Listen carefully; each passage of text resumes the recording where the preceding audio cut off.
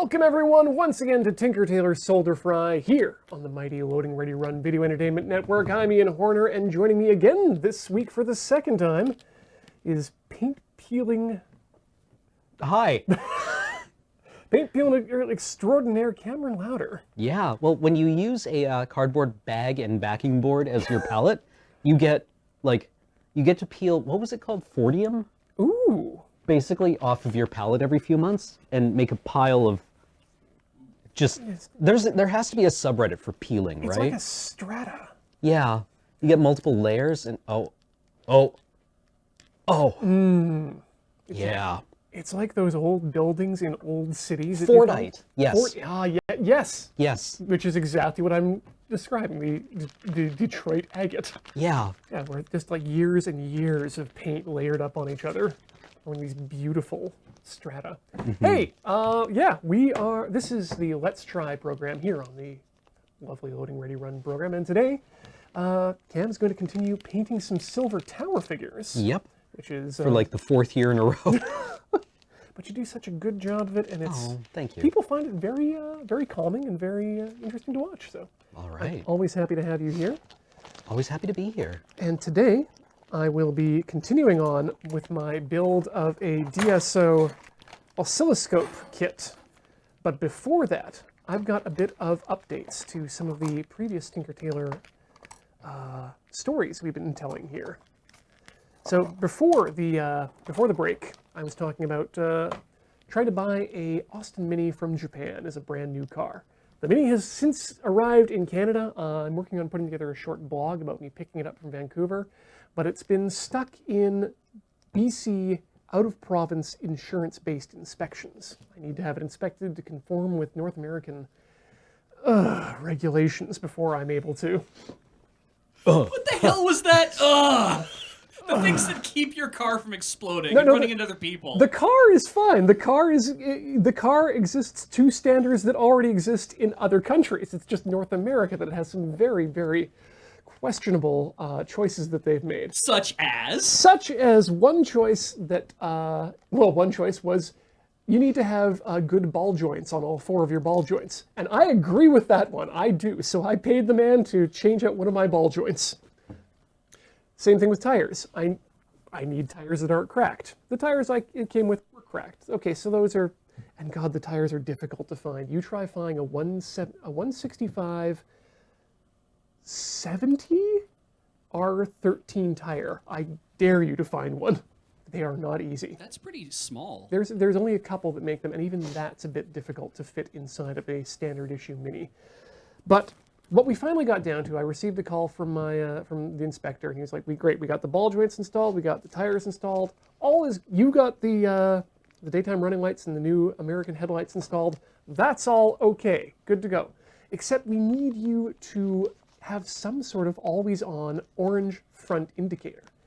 The Mini, as it comes standard, has two bullet-shaped indicator lights for signaling. Now, how old is this Mini? This is a 1998 Mini. So it's a really new model. It is. The problem is that means that it is held to the standards of 1998, despite being a design from the 1960s, which meant I had to fit a third brake light elevated above the regular brake lights by gluing a strip of LEDs to the back window and then shunting that to the brake system. And all of these things weren't required in Japan where you bought this. Exactly. Did you ask the inspector what Queen Victoria thought of this problem? or Queen Elizabeth thought of this problem? Him. My husband and I declare this car well equipped to drive. So what's the holdup? The holdup is these two front orange indicators. And their solution was, they had two possible solutions. One, install a dual filament bulb, which would normally be okay. They made dual filaments for Minis that were quite easy to get. For the Minis that were made from 1969 through to 1996. Bum, bum, bum, bum. Yep, so that was a bust. Okay, well that's no good. Second set, well maybe I can order some new lights in for $25 plus $25 shipping from the US and get those installed. Okay, I could do that, but then I found out that those won't fit either. So, Their solution was to drill 2 new holes and install 2 penny lights that were orange and over top of the flashers. And I very, very adamantly told the man, no new holes in my car, please. And That's fair. That's fair. Yeah, and so we agreed to that, and so I've been racking my brains trying to figure out how to get this fixed up, and eventually settled on wiring in a 3-wire to 2-wire converter for trailers, and thought, that's stupid. There has to be an easier way to do this. And it turns out there is. I was able, after a good amount of research, to find someone on the internet who was able to put together a circuit that they call the winker. And what it does is it essentially converts a turn signal into a running light / turn signal with 2 wires coming in and then the 1 wire coming out. So what changed? Because what you showed me was you showed me a trailer harness that had like a dozen wires. You were just going to use the few that you needed to do, and that would allow you to like pass through light on whatever light needed to have it. Right. Do you have to? You obviously have to do some electrical modification, but do you have to do any sort of weird adjustment, or can you use the lights that are already in place? With this system, I can use the lights that are already in place. Oh hell! Yep, and basically what I'm going to be doing here, and yeah, I'm doing it tonight. That's the point. I'm going to be building the circuit tonight because tomorrow I'm picking up the car and putting these parts inside it. Your mic is cutting out. Let me check the. How is that? It's fine. Great. It will just be intermittent. Let me know if it f's up again. You bet. Yeah. So I'm putting these together. I'm going to install it tomorrow, and hopefully, God willing, that will have me done on getting it into the up to spec. The reason why I'm so adamant to do this myself now and to do this as quickly as possible is I got a quote to have everything rectified on the car. Would you like to know how much I am saving by doing these indicators myself rather than having the mechanic do it? $1. Without going over? You are the first. So far, you are the first closest without going over. Okay. Okay. I'm gonna say you're saving yourself about $100. $100. You are now the closest without going over. I've Boo. got 600 in the chat, 2,000 in the chat. Dick says 300 Canadian. Zerg 450, 150. Actual retail price of drilling in some new holes and adding the parts necessary, $787. Oh my god! I can't blink hard enough. Can you move your mic pack to your other side of your belt? I will do so. Okay. Sorry about that, everybody. That's all right. I'll just mute you for a second when we get that straightened out.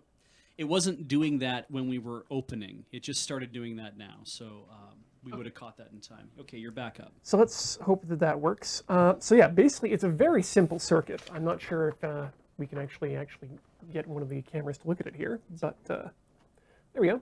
Yeah, very simple circuit. Apparently we can eliminate the fuses, which we're going to do for the time being. I can add the fuses later if I need to later. Yeah, it's just 3 resistors, 3 transistors, 2 diodes, and then the 2 wires going out to the light. And I think that as someone in the forum who came up with this thing mentioned, it should be small enough that you can just solder it together, dead bug style, stick it in a 1/2-inch size shrink tube, and then my plan is to stuff it full of hot glue and then shrink tube it. Oh, cool. While the hot glue is still Neat hot. idea. Yeah, and that should give it a nice, give it a good waterproofing.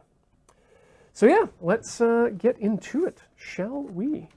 The other thing I'm going to do today is I'm trying out one of the Moonbase's power adapters to see if it'll run my soldering iron, which is great. I mean, yeah, we can add the fuses. We can add a pair of $2 fuses later. The famous last words every time. Yeah, why are they $2? Because that's how much a roll of nickels costs. Oof. Just stuff them in until they blow right out. I kept throwing the fuse until I replaced it with a quarter. All right, so Moonbase USB adapters are not QC3. rated. Cam, did you want that downward-facing light again?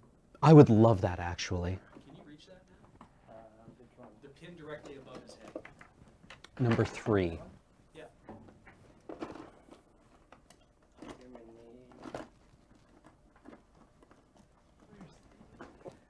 Oh, if you. Yeah, go ahead. All right. Need to find my adapter. There it is. We've been asked if the moon base is ISO compliant. We follow the Canadian Building Code, so if that's ISO compliant, like all the electrics here were professionally done. That's great, thank you. I'm sure there is a. Yeah, we didn't wire this place ourselves. No. We made special requests, like when we were getting everything laid in. I had said to Graham, like, what about getting like switch controlled outlets near the ceiling to run all of our lights off of? And he's like, switch controlled, eh? So, and they were very amenable to do that. It was Okay. great. All right. Heating up. It's nice to on. be professionals who know what you want. Absolutely. Okay. So I am not proficient at dead bug soldering. In fact, I've never done it. What is exactly dead bug soldering? Dead bug circuit design is essentially just no wires. You're Okay. soldering the connections of the pieces together. Okay. And then named because it ends up looking like a dead bug. Just kind of like splayed out and Exactly. like, okay, neat. And you can do some very, very beautiful dead bug circuit design. I know that Hackaday right now is running a contest Okay. for some of the best ones, and there are some absolutely beautiful headphone amplifiers Oh, really? people will make, and then we'll embed them in resin, like Neat. clear resin. It's one of the things I've got on my list of projects to do in the far future. I really wanted to get a headphone amp kit. Ooh. They come in very nice, or there's one in particular that I was looking at that comes in a very nice, like, stainable wood box with tubes. Is it something you're still considering, or is it something? Yeah, that something I'm considering. I mean, that's if you're looking for a place to do it, you could do it here, or if you'd like to just. I put it mean, I have together. no idea how to solder anything, so Here's.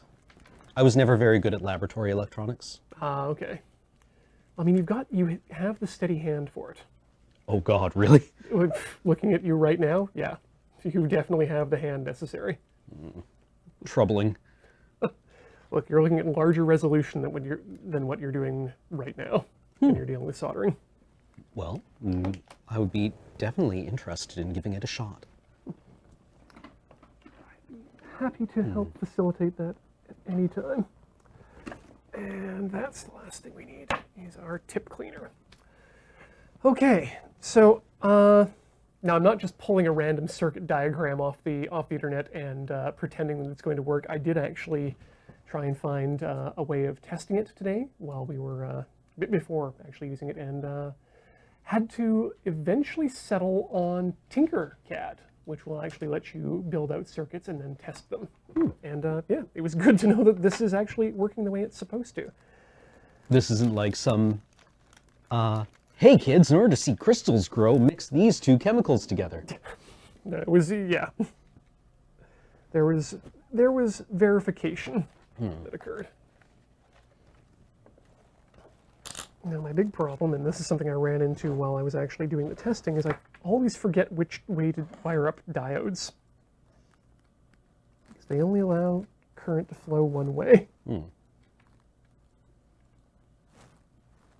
One and nothing.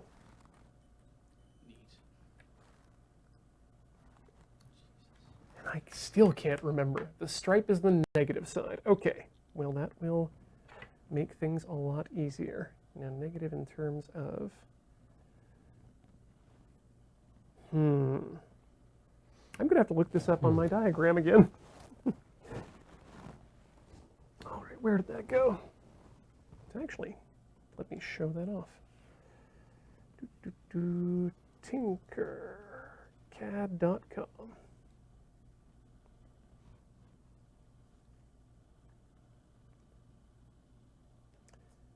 And start tinkering. It's amazing how well this works in even on mobile. Really? Does it just simulate the circuit? Give you the outputs? It actually gives you a physical looking diagram. Neat.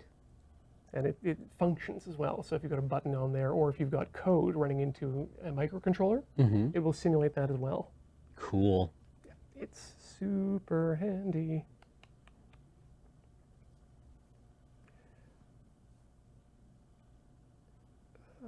No logins. No, that's not Autodesk that I'm at. Oh, one password. Why won't you recognize where I am?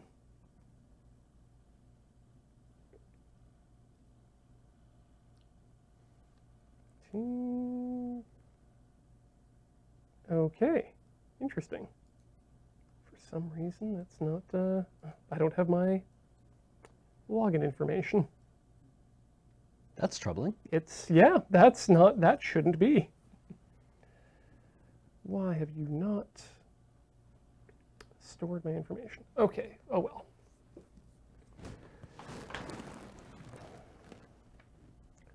We'll find out very quickly.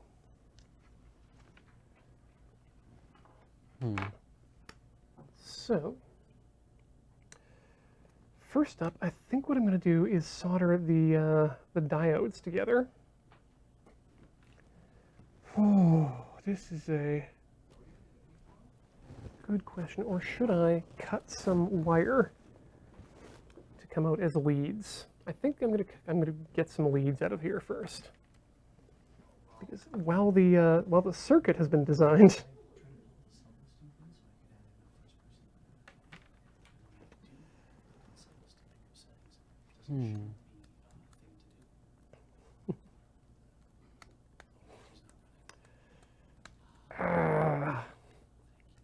While you're dealing with that, what are you up to, Cam?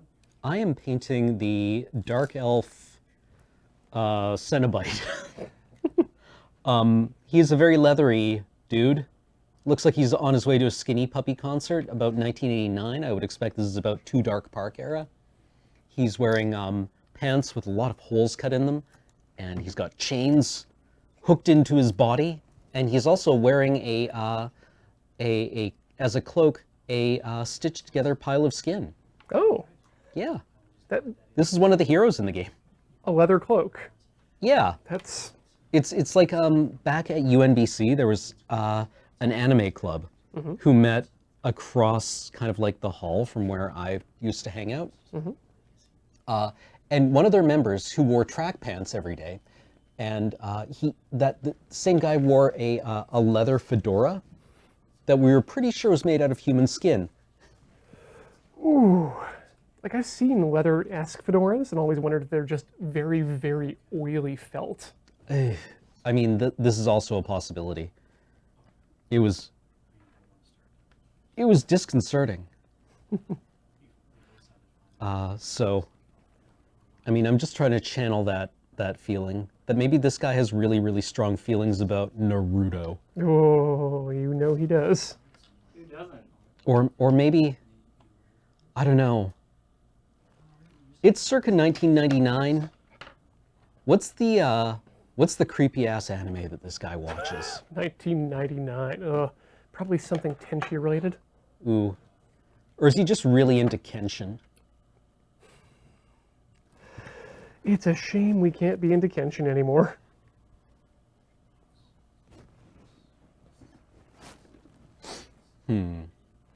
Oh, were you? The author was brought up on charges of possession of some pretty bad pornography. Oh, gross. Yeah. Wait, Kenshin's author? Yes. Wow.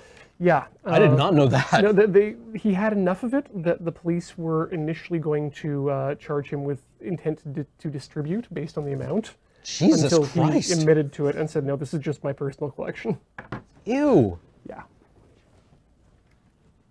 So, Rurouni Kenshin, not exactly a thing to be a fan of at the moment. Ew. Yeah.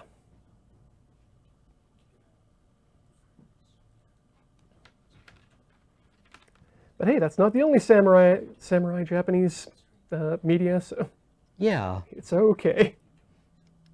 And we still have Samurai X. And Samurai X had that awesome AMV set to Sunday Bloody Sunday.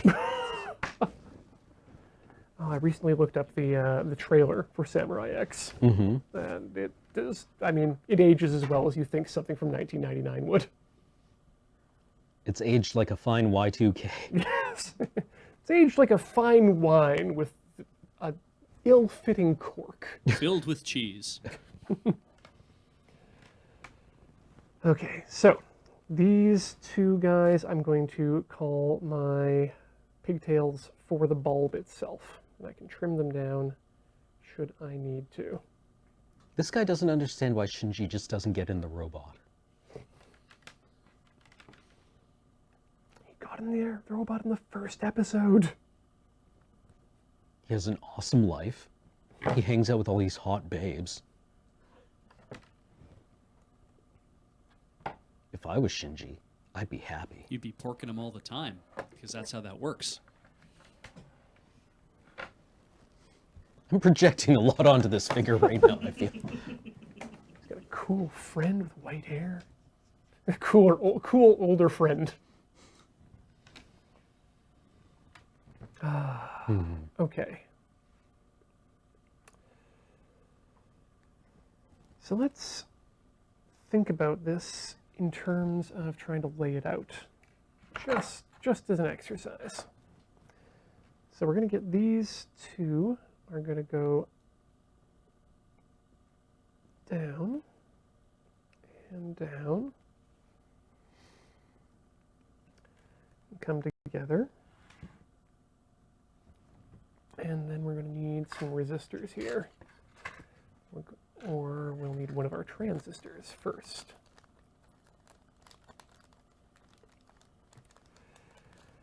Okay, and they are collector base emitter. I wrote this I definitely wrote down because I am so bad at transistors. To the point where I've actually never worked with them before, believe it or not. This is a 2N4401. Pin 1 on the left of the flat side is the emitter base collector. Perfect. That's what we want.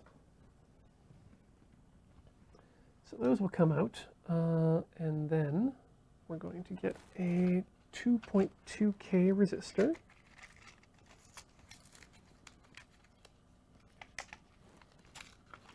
And that's going to join up there. Except that that's a 10K ohm resistor. We'll need that later. Very important not to confuse those. Yeah, please tell me when I screwed up all your shopping. No, you did great. I'm glad. Beej was actually kind enough to go out and down to the electronics store with my bill of materials and pick things up. I was just when I asked him to, I'm like, I need an N. What? He's like 4404. I'm like, yeah, you got it. That's so. And because he saw the list, and he's just like, yeah, 4404. Okay, so I'm like, okay, that's how we refer to them. That's cool. And then he said, and he's like looking. He's like, oh, well, how many of these do you need? I'm like 6. He's like, I got 4. So you'll have to take 4. And I'm like, he's like, wait, those are 4403s. Hang on a second. Oh, I got lots of the other one. Yeah, we're fine. Minor heart attack. Good. Yes, I actually initially got that calculation wrong and thought I only needed 4. And I had to come back and say, no, I need 6, because I need this to work on both lights. And I can't just split them off one, because otherwise you're going to end up with anytime you do a signal light, both lights will flash in the front, and it's useless. Yay, we're turning!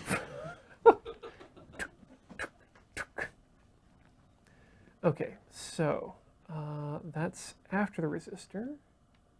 So that comes in before the resistor. And then this is where we get our first transistor. And we need to... One is collector. I'm going to be referring to that a lot. One is emitter. Good to know. 3 collector,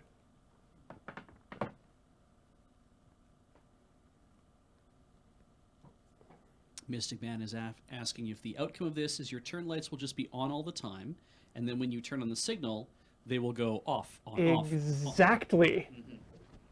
That is exactly what's going to happen. All right. Collector goes to the black. Yeah, the earthen one there. Did you bring a lamp to test this with? No, I did not. Okay. But I do have a multimeter, Ah. and this little thing here is hooked up to a 12-volt power supply, simulating what we've got. Okay. So I have options to test. So when you tested it, we're going to get continuity. So it's going to go beep, beep, beep, Yep. beep. Okay. We're gonna have meep, meep, meep. Is there a regulation duration for turn signals, or is there a range? Like, I assume at some point the government would have had to say, when your turn signals are activated, they have to turn off and on at a certain frequency. You know, I'm not certain if there is or not. I imagine there must be because I have seen aftermarket kits where they speed up the blink, Right, right? Where it's like it's faster because they want it to be like a cooler thing. right, more frenetic. But you couldn't strobe it. No, no, no. So there has to be a point where they're like maybe it's like it has to like maximum delay might be like 0.5 seconds or something like that. But minimum delay might be like 0.1 seconds. Yeah, because, like, I mean, if you've ever sat in the left turning lane and you've watched all the cars with their signals on, Yeah. none of them match up. Exactly. Right, except for, like, once every 6 minutes, there's a Yeah. beat. Yeah. It's very exciting when that happens. Very Yeah, satisfying. because you can see it coming. You're like, oh, it's gonna hit. Here we It's gonna go. hit. Oh, it's between 1 and 2 hertz. 1 and 2 Oh. are, oh, okay. Well, all right then.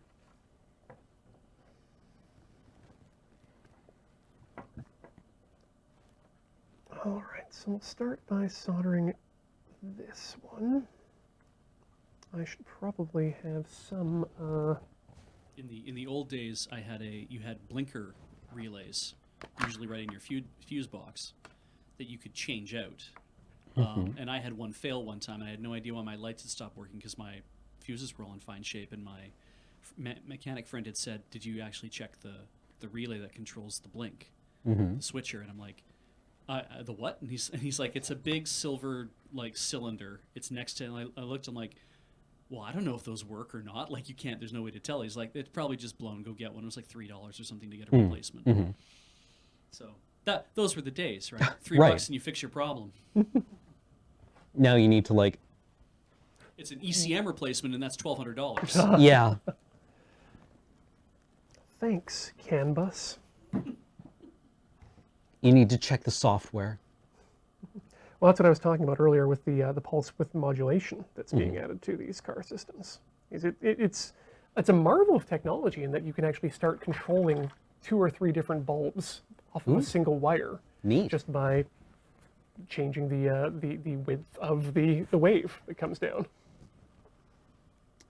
For those of you at home who are maybe considering getting Vallejo Game Color 7205, labeled black, is in fact gloss black.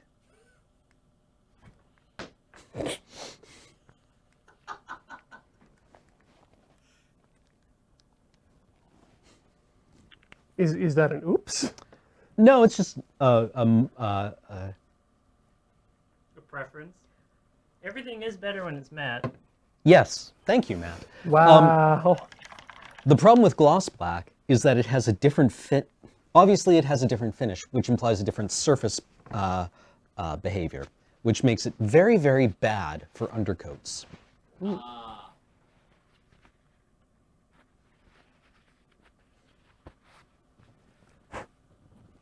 I hate gloss paints, especially gloss black, because I use it as an undercoat for so much stuff. It's just Yeah. the garbage. Gloss, not even once. Not even once. Oh, I mean, you can apply your own gloss, right? Yeah. It's just when I was peeling my palette earlier, you could tell the difference between the, well, I mean, even if you weren't able to see it, you would be able to tell the difference between the gloss black patches and the matte black patches, because the matte black patches came off, you know, like paint usually does off a palette. You just peel it off. The gloss black ones stretched and came off stringily, which is unnatural or something. I don't know. It wasn't right. Did not get upvoted in r/oddly satisfying. I did not make a good connection with that, so getting back in there.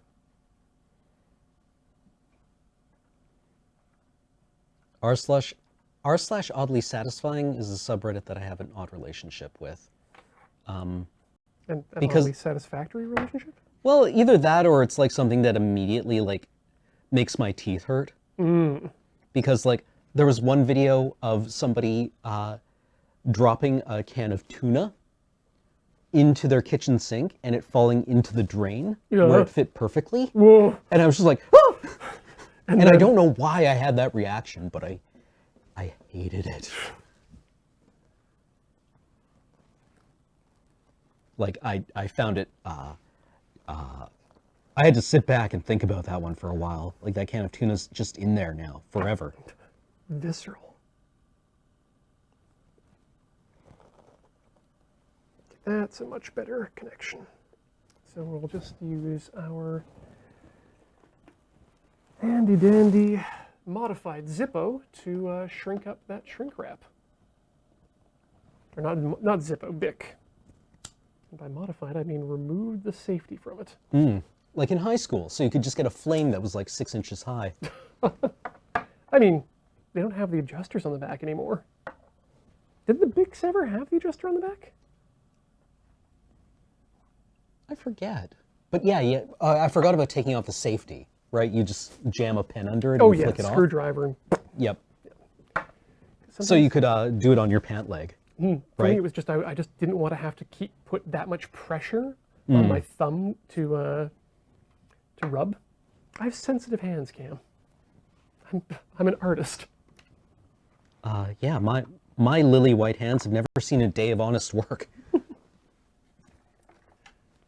Trying to think if that's true or not. No, I worked in a kitchen when I was 15 and 16. That's kind of like honest work, I guess. Did you not work highways at one point? Oh, I did. I was a lab rat. I mean, I guess I worked tearing tickets on the side of the road, and I, Like you had to dig for samples and stuff when you were a lab rat then? yeah.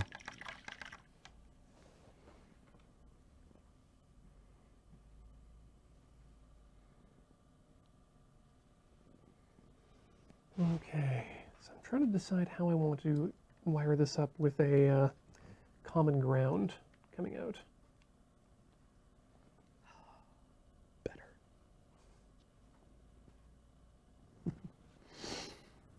Oh, I don't know what the website says, but they're that black is very definitely glossy, and this cup is leaking.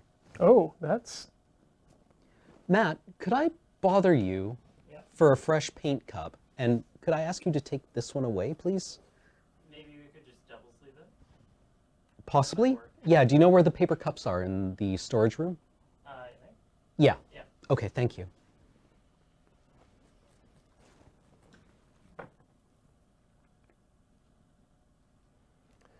attempt twisting these guys together for. Yeah, the idea here, Ian, is you're making a thing that if it needed to stand in as permanent wiring, it could. Yep. But the idea is that it's not intended to be permanent, because for all intents and purposes, as we will say on the program, you will be devising a better solution later. Let's say that, yes. Yeah. Let's say that that's what's going to happen.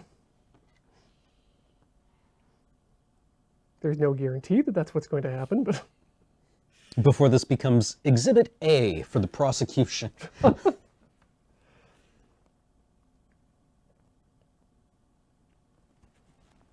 right. Well, that looks. Can I jam that up there any further? I'll go look.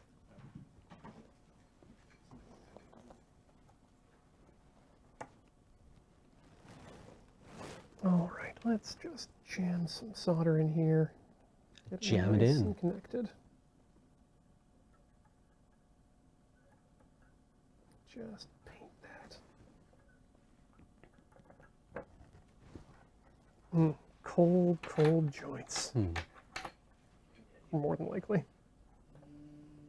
Oh no, that looks like it's holding pretty well. Oh no, did I Thank you forget? so much. And if I did, do we have any replacements? Beej, do you know if we have nippers? Oh wait, I do have a pair. Ugh, these are my model making ones, but I should probably get a new set anyway. What, just like side cutters? Yeah, Yeah. I mean, these are fairly good, but I should use these for electronics in addition to model making. And when I get back into model making, I can buy a new set. Yes. Okay, so that's good. I ruined my side clippers by using them to clip photo etch brass. And it just really did a number on them. Photo etched brass, geez. Yeah, well, I mean, a lot of detailing kits for model airplanes use photo etch brass because you can get very fine detail with it for things like control panels or the seat belts. Oh, yeah, that would make sense. That would look quite nice, actually.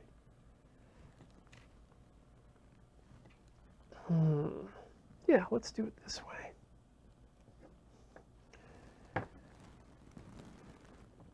I'm not really trying to make it look pretty, but if it comes out that way by accident, I We'll won't take it. Yeah, I won't say no. It's a weird gunplay you're playing with there.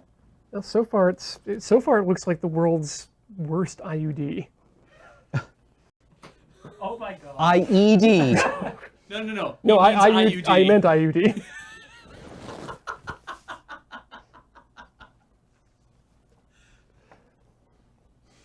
Holy shit. Trust me, if I'm going to make an IED, I'm not going to care much about what it looks like.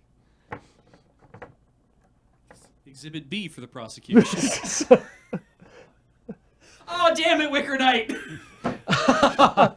Now, would you say that the bomb in question looked good? I found it aesthetically pleasing, yes. The prosecution rests its case. Wait, really? Oh, I thought that was just a thing we said. Case closed.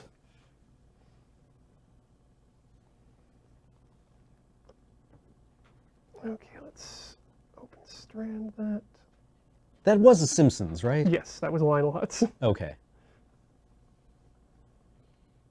A Hutz bit.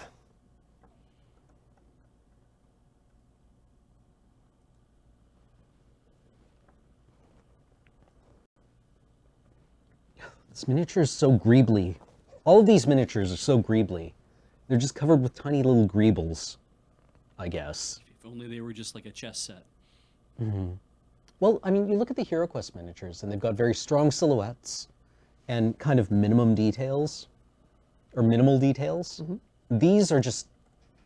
Like, yeah, I didn't want to be shitty about it, but I was like comparing the dwarf from this set to the dwarf from the HeroQuest set, and I'm like, they're very, you know, it's like I can look at a board and tell which one's mine immediately when I look at the HeroQuest ones, and when I look at like the Silver Tower ones, I'm kind of like, I'm gonna have to find other ways to identify them. They are all very complicated. Yeah, they're a little over-sculpted, IMO.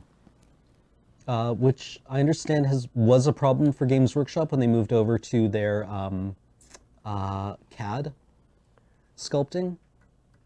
Because they could get the resolution, so they used it. Yeah, I think the sculptors went a little hog wild for a couple of years. A little bit of supervision too. Yeah, because they could just do whatever they wanted, and suddenly it became difficult to work with. We call this artistic economy. Hmm. And it's kind of important. Is it? Yeah. Oh, okay. It's why you think something looks over-designed compared to not. Oh, okay. Is the economy of the design, I guess. We should repeat that for the microphone. Matt is saying that this is called artistic economy, Hmm. and in using the economy of design to dictate how you should be designing something. Mm-hmm. Uh, Like, It's value per feature. value per feature. Hmm. Thank you, Matt. Yeah. Oh. Should we get you on a mic? Not a bad idea. this is the dwarf. And while That- you're there, Yep. can you toss me one of those thin rolls of gaff? Preferable Yellow. thing? Yellow, please. Like, this is just a very busy miniature. Yeah. And it would be kind of a shame if you hadn't actually painted in all the details, because it would be like, it would just look like kind of a weird. Lump. Yeah, exactly. Dwarves already, unfortunately, kind of lend themselves to lumpenness, Mm-hmm. just because they're much shorter than human scale characters, right? And they tend to wear a lot of armor, and when their anatomy is more visible, they tend to be very muscular, right? And when you scale down muscles like this, it just makes something look lumpy, Right. right? I realized what I should do is definitely label the out parts so that I know which wires are which before I get too deep.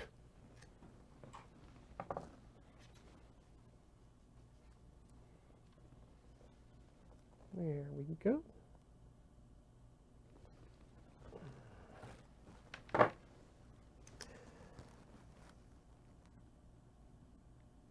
So I'm guessing then that that was probably the last major advancement in model making was the move to CAD-based design. You know, I actually haven't kept up with a critical field on it. I think Games Workshop was able to hit kind of a critical level where they were able to, they had enough money because making plastic molds was kind of notoriously expensive for a long time. Yeah. Which is why when Games Workshop committed to a plastic line of models, they had to really commit to it. Which is why some questionable model kits got produced for a very long time. Like I'm thinking of, among Games Workshop kits, the Katakin Jungle Fighters for the Imperial Guard, who are supposed to be kind of like muscular, like Rambo-inspired human soldiers, and they're bad. But I think they're still made today. Like their plastic zombie kit was not good for a very long time. They had, once they produced something, they had to stick with it. So I assume now they've kind of been able to either reduce that cost, or buy into it at such scales that it's they probably own their own factory, I guess, I think, yeah. because plastic molds have to be made out of steel, whereas metal molds, or even cheaper resin molds, could be made out of like silicon or ceramic, right? Like when you're casting resin, you kind of make like a mold that lasts like 10 or 15 castings, Oh, really? right? Or even less, because you just pour it out of resin. That's interesting. Cam, we just had your mic drop out completely for a second there. It's weird. Weird. It might be your belt pack. Can you move it? Is it visible out? Like is it on your belt or on your? It's visible out. It's on my apron pocket. Can you set it on the table for a bit? We'll just see if that improves Okay. it or not. Sorry about this, everybody. No worries. Have you ever taken on the challenge of making a bad quality minifig like look good with a good paint job? I mean, kind of. On purpose, I should say. I'm trying to think of any time where I've been really challenged by a mini kit. Like, where I've really had to deal with a stinker of some kind. And I can think of my first Eldar army, which had plastic, like the Eldar are space elves.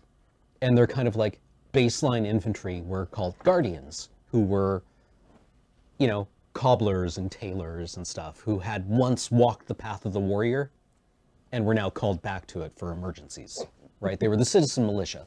And for a long time, they were just like guys, lumpy dudes holding a gun like this, right? And you would just have like 20 of them. And those weren't great miniatures. But like, even then you kind of worked with what you had.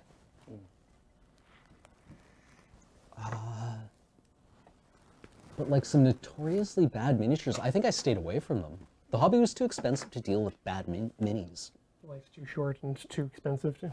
Yeah, frequently if there were miniatures available that were bad, you converted something else, right? And now, of course, the bad miniatures are kind of like highly sought after collectibles.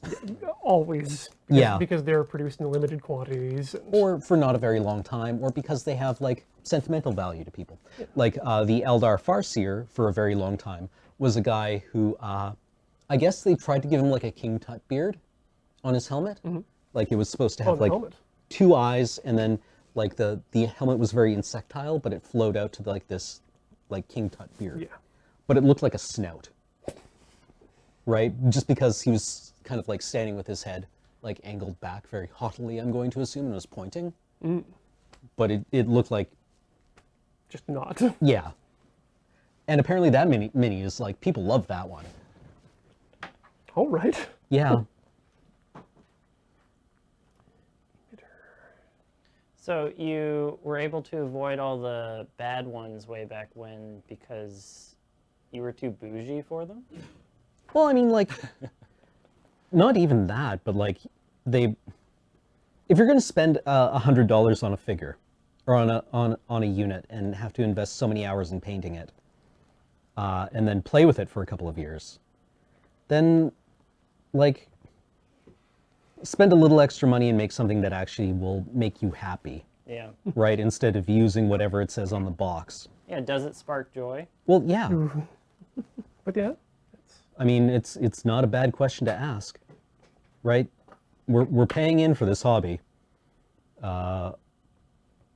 Why make yourself unhappy? And if it's all Games Workshop models anyways, then nobody cares. Actually, no, wait. There was one time that I used miniatures that I didn't like, but I was able to hack them a bit. Because, again, for a long time, the High Elves had a terrible plastic model kit. The High Elf archers, or not, the Spear Elves, were just bad looking. Like, their hands were the size of hams, and they had, like, this weird helmet that just went straight up. Mm-hmm. Like it was a cone head helmet, because the elves were described as having, like, tall, conical helmets. And what I did was I just clipped off when I had to use them, right, I tried to, like, disguise the size of their hands a little bit by sculpting, like, kind of big gloves, by sculpting, what are they called? Manchettes? Manchettes? Yeah, to make it look like they just had, like, thick gloves on.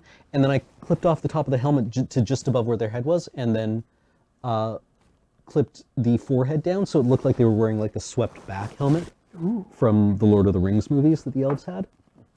And that worked, right? Sounds, yeah. That was kind of like taking a not great kit that didn't have good alternatives, and making the best of it.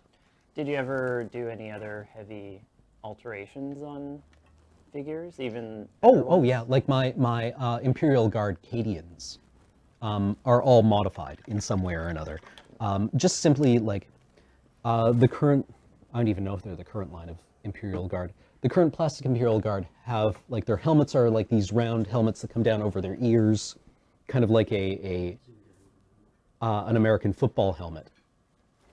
And they've got like these panels over the ears and a battery pack on the back and a big embossed eagle on the front. And I just clipped all of that off and sanded them down so that they were kind of smooth.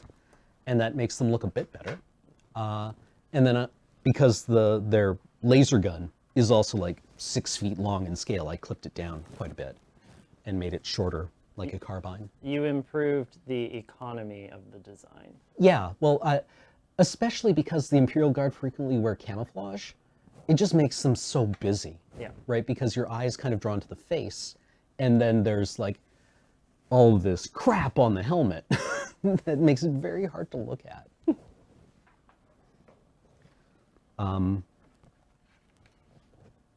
So yeah, I'm happy with how they look.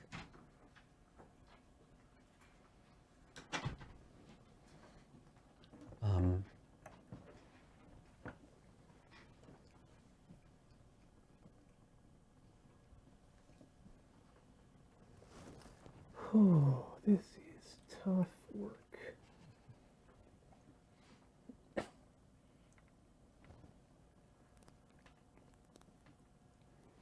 What's tough about it? Just trying to get everything to line up and not touch where it's not supposed to touch. It's very fiddly, and I don't know if I'm doing it correctly or not, but we're finding out. Yeah. You gotta leave room for Jesus. Ah, yes, Jesus. He causes a lot of problems in terms of electrical connections. Who is the patron saint of electricians? I do believe there is one. I mean, I wouldn't doubt there's. There must be. I would be surprised if there wasn't two that kind of have overlapping AC and DC? cleric domains. Yeah. I mean, like trade guilds and unions, or well, the guilds could apply to have a patron saint, right? Which is why, like, Saint Crispin is the patron saint of cobblers. Okay. If you've ever seen Henry V. Ah, Saint Eligius is the patron saint of the Royal Electrical and Mechanical Engineers.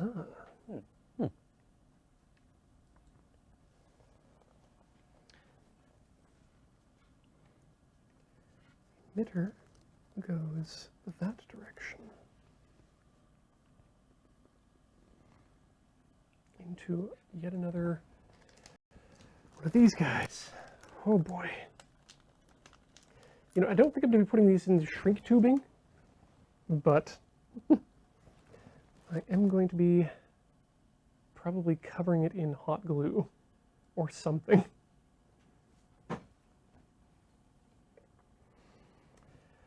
All right, collector is pin 3. Yes.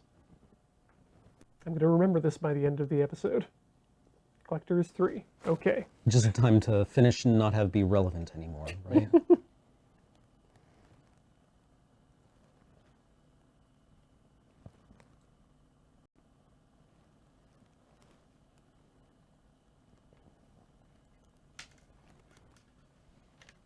I'm also curious as to how close I should be soldering these guys, and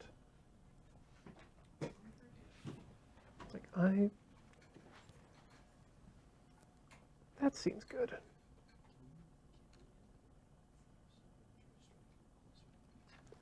When I twist things, they stay together long enough I don't need to clip them. So that's a new discovery. Ooh.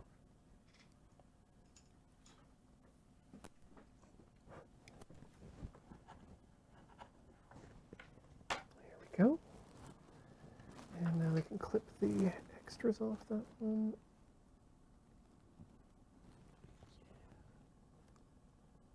There we go. Oh, I just realized we don't have the iPad on. How's our time looking right now, Beach? Oh, it's 7 o'clock. Oh. Matt, you know how to turn the iPad on? There should be a button somewhere, right? Yeah, on the side. Well, that seems like a good time, as Swipe. honestly usual, for us to take a short break. All right. So we're going to come back with more of. Hi. We're going to come back with more Tailor Solder Fry with the creation of the Winker, and more figure painting after this. Please do not go away.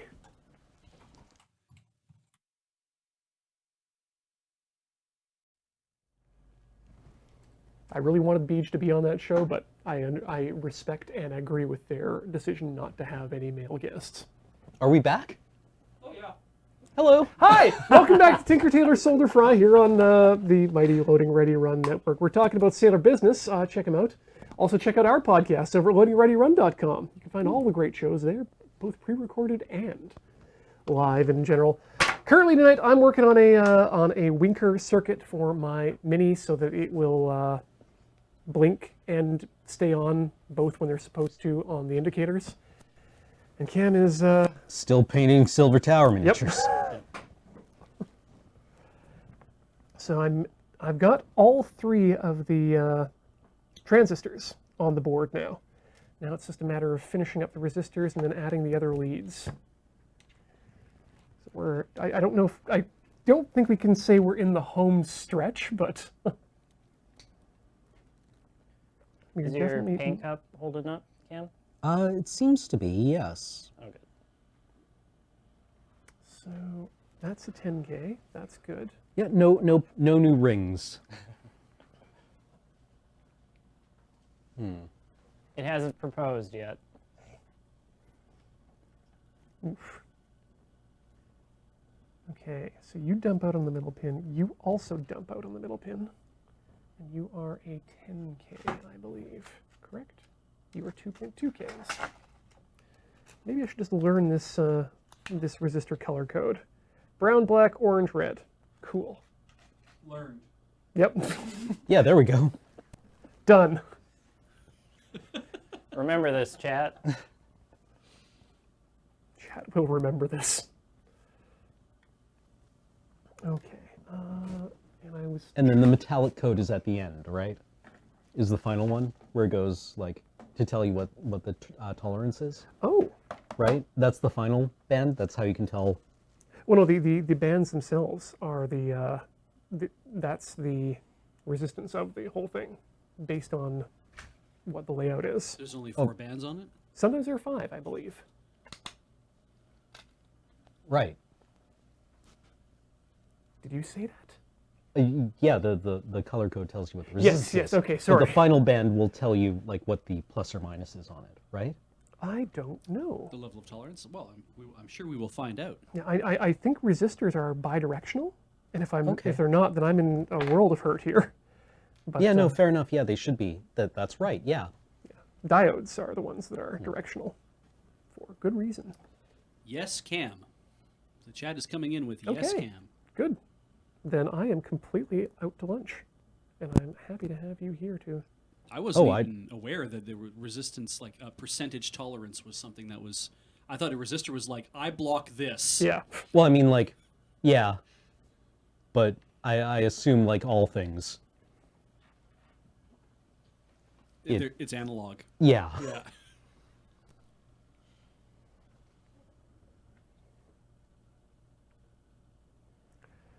All right. They're upfront about the fact that they're not perfect.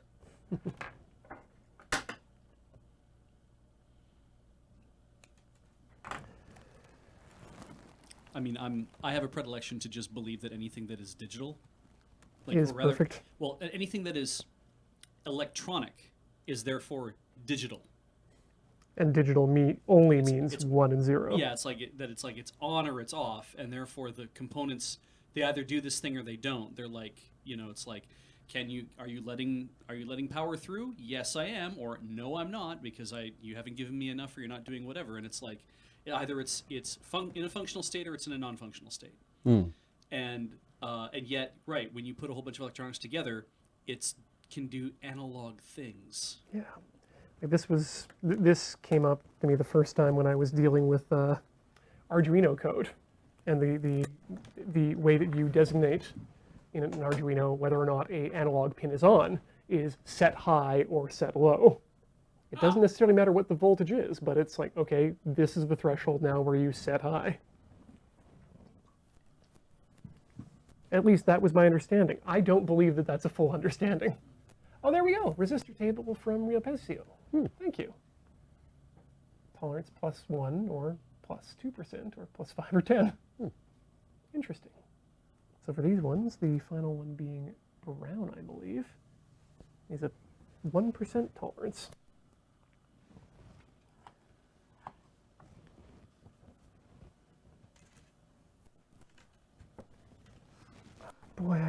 need to build myself a solder spool holder.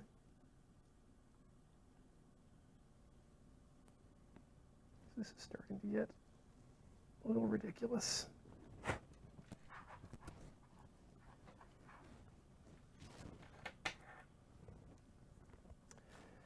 Okay, clippity clip. Snip the unneeded bits so that they don't short. Be very careful not to clip the ones that are still needed. The collector is 3. 3 is the collector, and the collector is 3. Okay, so those are both dumping out now correctly. That's going to ground. That's going to ground. Okay. You know what? Let's start bending this thing into a slightly more final shape.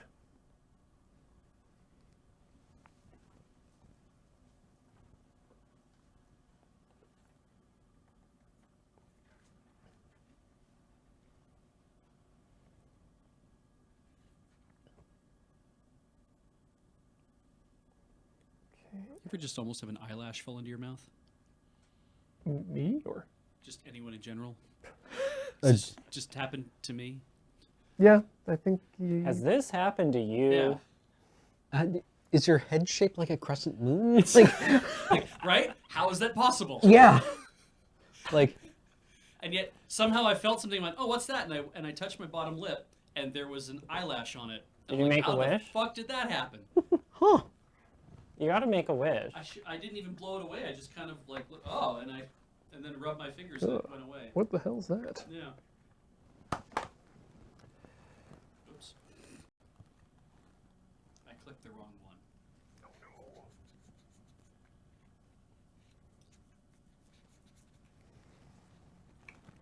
Okay. Well, you know what? Before I do anything else, I'm actually going to hot glue this thing up because I don't want to. These joints are starting to get bent around a bit too much, and that to me, you're starting to get some severe metal fatigue. You're still cutting out an awful lot. Am I? Yeah. I don't know if there's anything I can do about that. I'll try my best to. I'm not sure if there's anything you can unless we take the pack out and put it on like the table, but it's just gonna be more wires for you to have to wrestle. Well, I mean, I could give that a try. Why not?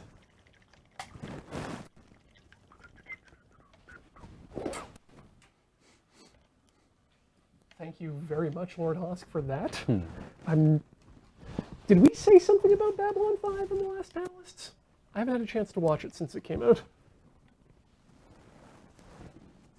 Okay, I'm just going to stick this in front. Tell me if This that guy is going to causes look problems. awful until he looks good. I think. This is going to be one of those miniatures where I'm like, it's garbage, it's garbage, it's garbage, and flawless. So he's going through puberty. Basically.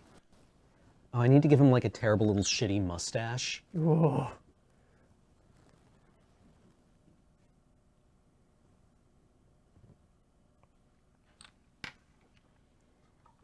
That's nice. Oh, very good. Ah, yes. You can tell I was going to be on Tinker Tailor today because I didn't trim my nails. Ah, you remembered not to. Yep.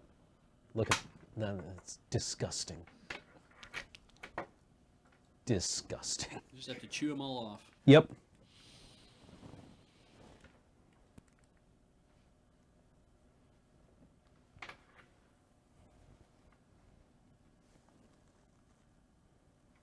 That is heating up good.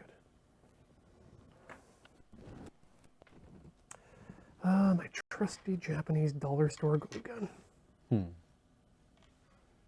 I was on Cool Tools, looking at everything, and it's a great blog. Oh yeah. And they had a guy on there. I think it's Donald Bell is his name, and he did like a glue gun roundup. Really? Yeah, he was like, I'm testing all these out to find out which one's like really good because he has a favorite.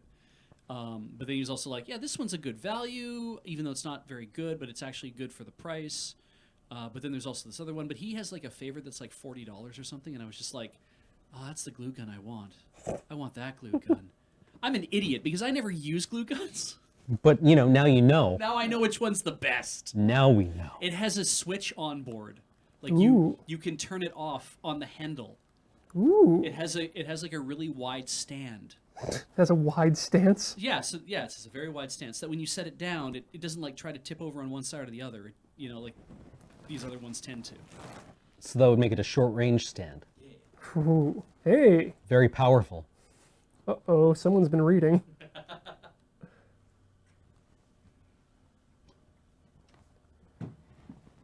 One of the things I want to get for my glue gun, and I keep forgetting to order when I have disposable income, is a set of black glue. Oh. Right? Yeah. Well, what is the actual polymer that hot glue is? Because it's not glue. No, It's plastic Yeah. that's melted and then... I'm honestly not sure, but I'm reasonably certain that chat will help us out here. Turns out it's like polyethylene. I mean, it might be actually. No, it'd be something. I'm trying to remember my polymer thermodynamics. What produces like high density polymers tend to be squidgy. But beyond that, it's all part of the distant past now of my memory. What would happen if you stuck a crayon into a hot glue gun? Chaos. To be honest, it would probably, I mean, it would probably melt. yeah. Well, it would definitely melt. Yes. Probably faster than we'd expect. And then, Glue there's, guns are cheap. Like, I mean, if we want to find out, we can find it's out. true. Do we have crayons? how many like cylinders can we find that would fit in a glue gun that we can just run through glue guns and all. make a pre-record for live? Ethylene vinyl acetate. Oh. Okay. We could just ruin all of Penelope's crayons, I guess. What, like not- put more than one in? Like just keep feeding it? Just betray a child's trust. Penelope, can I see your red crayon? No. Now I just feel bad. But it'd make a nice even coating, wouldn't it? I don't know. Would the Red- coloring separate out? Would you just wind up with like, Would it burn? Like would the wax come out just fine, but the color itself would just like start to combust? well, I remember when I was a kid in arts and crafts, one day at daycare, we put crayons and pencil sharpeners to get shavings, Yeah. and then put them on a sheet of wax paper, and then And then folded ironed wax it. paper over, and then Yeah. ironed it. Yeah. Cool. Yeah. Wow. I know people have made their own lipstick online by shaving down crayons and then adding in Additional components. like a something to thin it out, basically. Okay. And then you basically mold it into the lipstick. Huh. I mean, yeah, crayons are non-toxic, Yep, I guess. you can eat them. I mean, hopefully, because children do. Yeah. And anything that goes around a toddler needs to be edible, right? Yeah. Non-toxic. Well, that's one way children interface with the world, right? Yeah. Like a snake.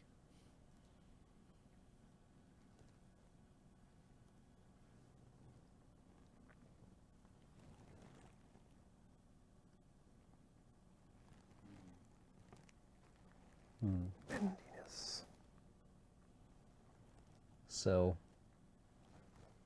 we're just painting the metal. I've decided to just use a dark metal as the base coat for the steel on this character. So I'm using Vallejo Game Color Chainmail Silver. But are you painting chainmail? No. So I Well- assume the cops are coming for me now. Yeah. I ain't going back to prison.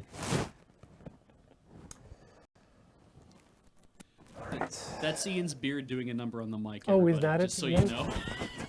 In case anybody's wondering. Oh! Maybe I'm not.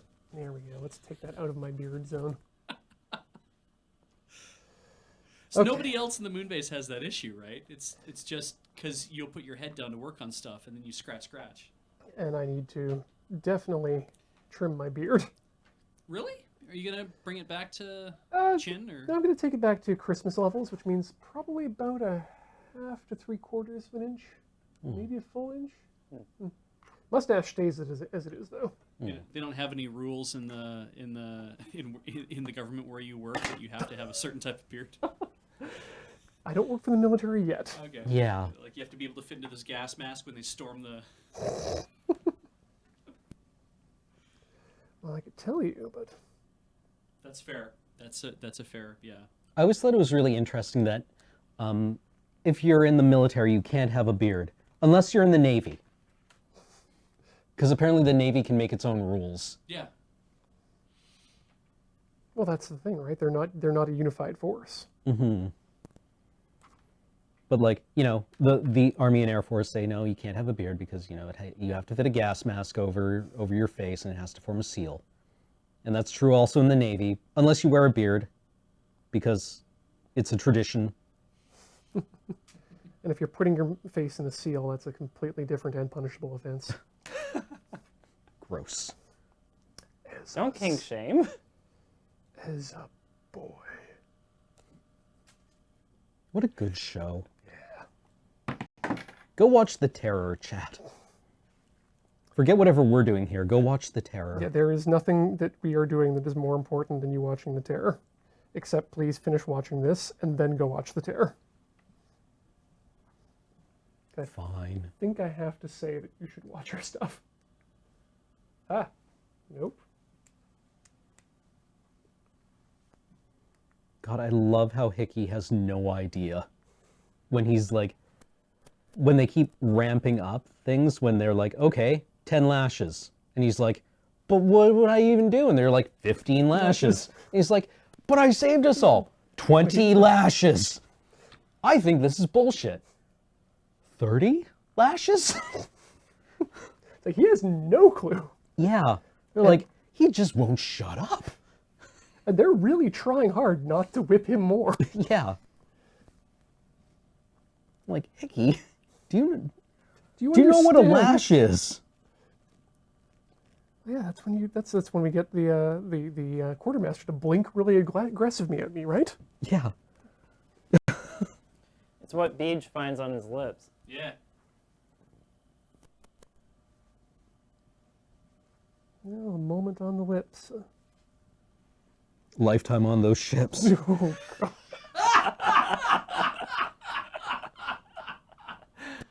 Bravo. I would applaud, but I have currently full hands. Huh.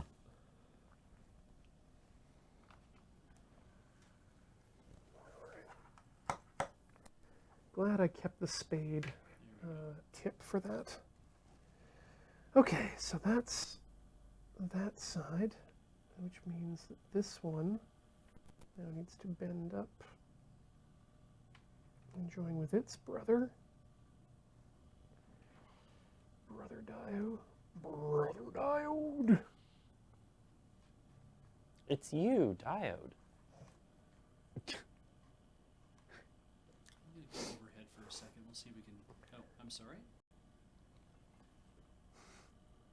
There's no good way to actually show that, is there? I can try working farther ahead. I don't want you to. A, I don't want you to be uncomfortable working, but also B, it's really hard to show because it is a bunch of small wires you're trying to maneuver. Yeah, at this is point. really just not Yeah. okay. But that whole mess is gonna go inside a single heat shrink. Maybe I might just also wrap it with something else Okay. at this point. This is the one I definitely need to label because I'll label them once I'm done because I might have screwed up the sides already. Oh no.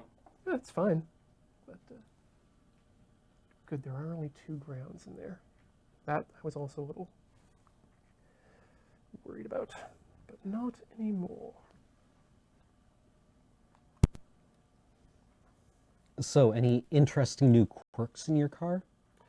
Sadly, I haven't had a chance to use it enough. I did a day of driving in Vancouver, which was great because it meant, and on top of doing a day of driving in Vancouver. It was during rush hour. Number Oh, one. okay. So bad situation to be driving in. Yeah. And two, being given very bad directions from Apple Maps. Usually I am a big Apple Maps fanboy, but this time it was shit in the bed. That sucks. Well, it does, but it put me in very bad, in possibly the worst driving conditions, and I still loved the car, Okay. which to me says, okay, good, you made a good choice there. But yeah, well, I found out why the inspector wasn't able to figure out why the fog lights didn't work, because the fog lights aren't wired in to the standard fog light switch. There's a secondary Bosch switch that was added aftermarket for the big fog lights. So Wait, the fog lights have a choke? essentially, they just have another switch and relay that was added in aftermarket rather than using the ones that came with the car. Oh, okay. That's fair. There was an interesting piece of problem with it, though. Oh yeah, finding the battery was fun because I only had a Japanese manual, and I don't read enough Japanese to be able to read the manual. I can read the katakana and find out, okay, well, this is the radio clearly. Okay. This is the thing. I had a tough time finding the battery, though, because I needed to connect up to it to do my headlights. I ended up just going off the alternator anyway, because the battery's in the back. Weird. But everything in the manual, manual shows a picture of where the battery is. Great. It's just, it's strapped in. Yeah. Weird. They hide a lot of other stuff in the back of the car as well. So.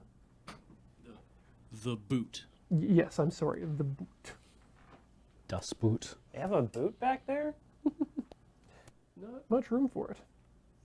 Boot des. Boot this. I didn't know you had that kind of relationship with your car. Our Lopez 10 is asking, were there cool diagrams? That's, yes. I've been doing a lot of research recently.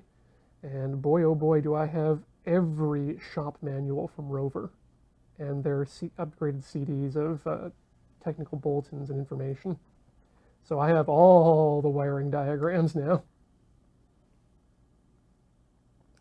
But interesting fact, the Japanese manual has cute characters, whereas the American and British and Australian manuals have none. Oh, it's going to be like, and they just have like sexy pinups. Page 3 of the Rover manual. Yeah. Yes. All right. Guys, I think we're just about at a good, we're just about done here with this one.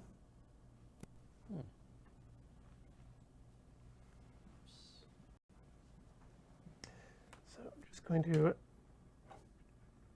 attach the negative lead now.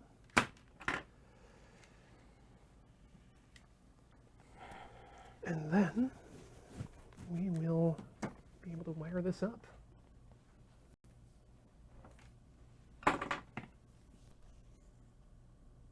What you think, Cam?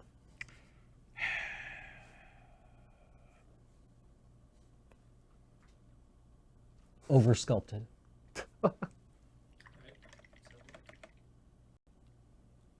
Definitely over-sculpted.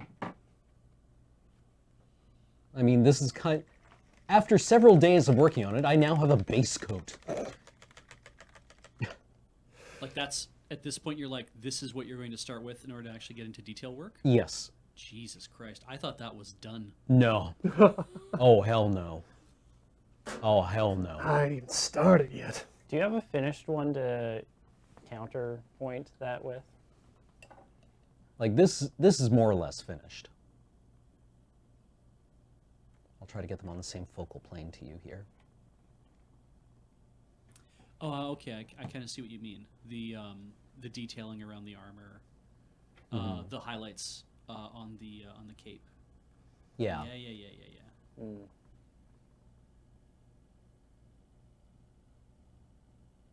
Right, like you can see the depth of the highlighting on like the mist here, Yeah. and like in the staff and the hair. Yeah. Wow. Okay. Or if you were to look at That this guy. he is my favorite, by the way. I like him the most. He's kind of the most colorful one.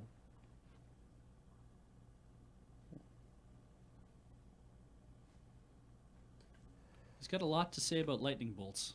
Yeah. The Don't you? I'll tighten that focus a bit. There we go. There we go. yeah, I need to figure out how I'm going to base them. I need to actually look at what the Silver Tower game tiles are like, and then Match up. yeah.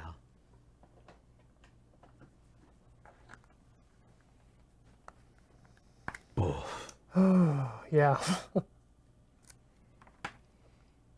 If I did this correctly, I'll be happy because it means that it's only taking me exactly a half hour or 1.5 hours to do one of these. So for a 3-hour stream, that's perfect. I mean, think about how much you learned in the process, though, right? Some. Yeah, if the first one takes you 100 minutes, then maybe the next one you can get away with doing in a slightly shorter amount of time. It will take less time, I do believe. Developed expertise. Well, then you can also compare one that works to how you're putting the other one together, right? Yeah. Yeah. Exactly. I don't know that I've learned enough from this one to be able to change the way I design the other one. Well. Okay. Let's tape that down so that I don't have to worry about it flying away on me, because I'm going to need both hands for this. But yeah, we're using very thin paints. You know, consistency of milk. We've all seen the YouTube video. Get it all out. You know, you've been painting next to my ridiculous hot soldering for long enough. It's amazing we haven't had any sort of an accident or disaster at all. How do you mean? Like Just, fire? well, no, just statistically that I haven't bumped you while you're Oh yeah, painting yeah, yeah. or- Or vice versa. Yeah. I think I'm very used to pack painting, right? Where you would get together with friends and you would all work on a project. And in order to do that successfully, you have to be very cognizant of where your elbows go, Gotcha. or you get dread socked. I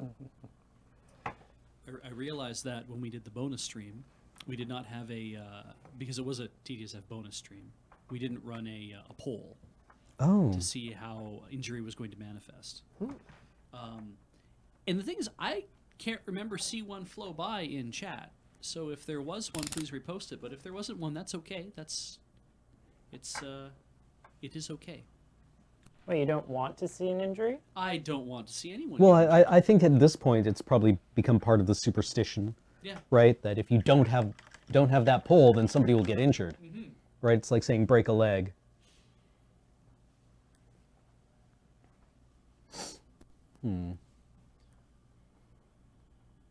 This will be the stream where you drink your water. Yep. I'm trying to remember that line from whatever song it is that the Tragically Hip did, where they talk about, treading the boards, screaming out Macbeth. Yeah, that's what it was. Yep. Yeah. Just to see how much bad luck you really get.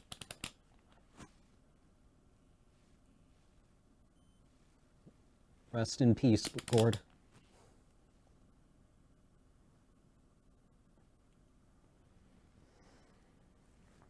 Oh, is it just not plugged in? Okay, something's going on here. That's weird. Where are we at, Ian? I'm attempting to make sure that we're actually getting some voltage out of this adapter, and it doesn't appear to be. Giving you any at all? No. Like nope, it works.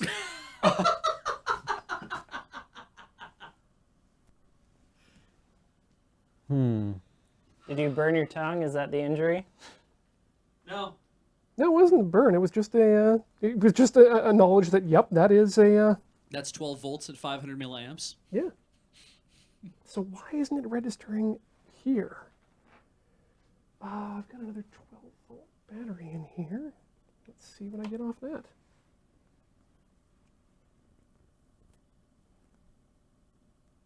Yeah, 12 volts. But this one just kicks down to 0. It jumps up and then it just drops. Well, maybe we don't need the, maybe we just try using it with the battery? I think that'll be enough. It should be.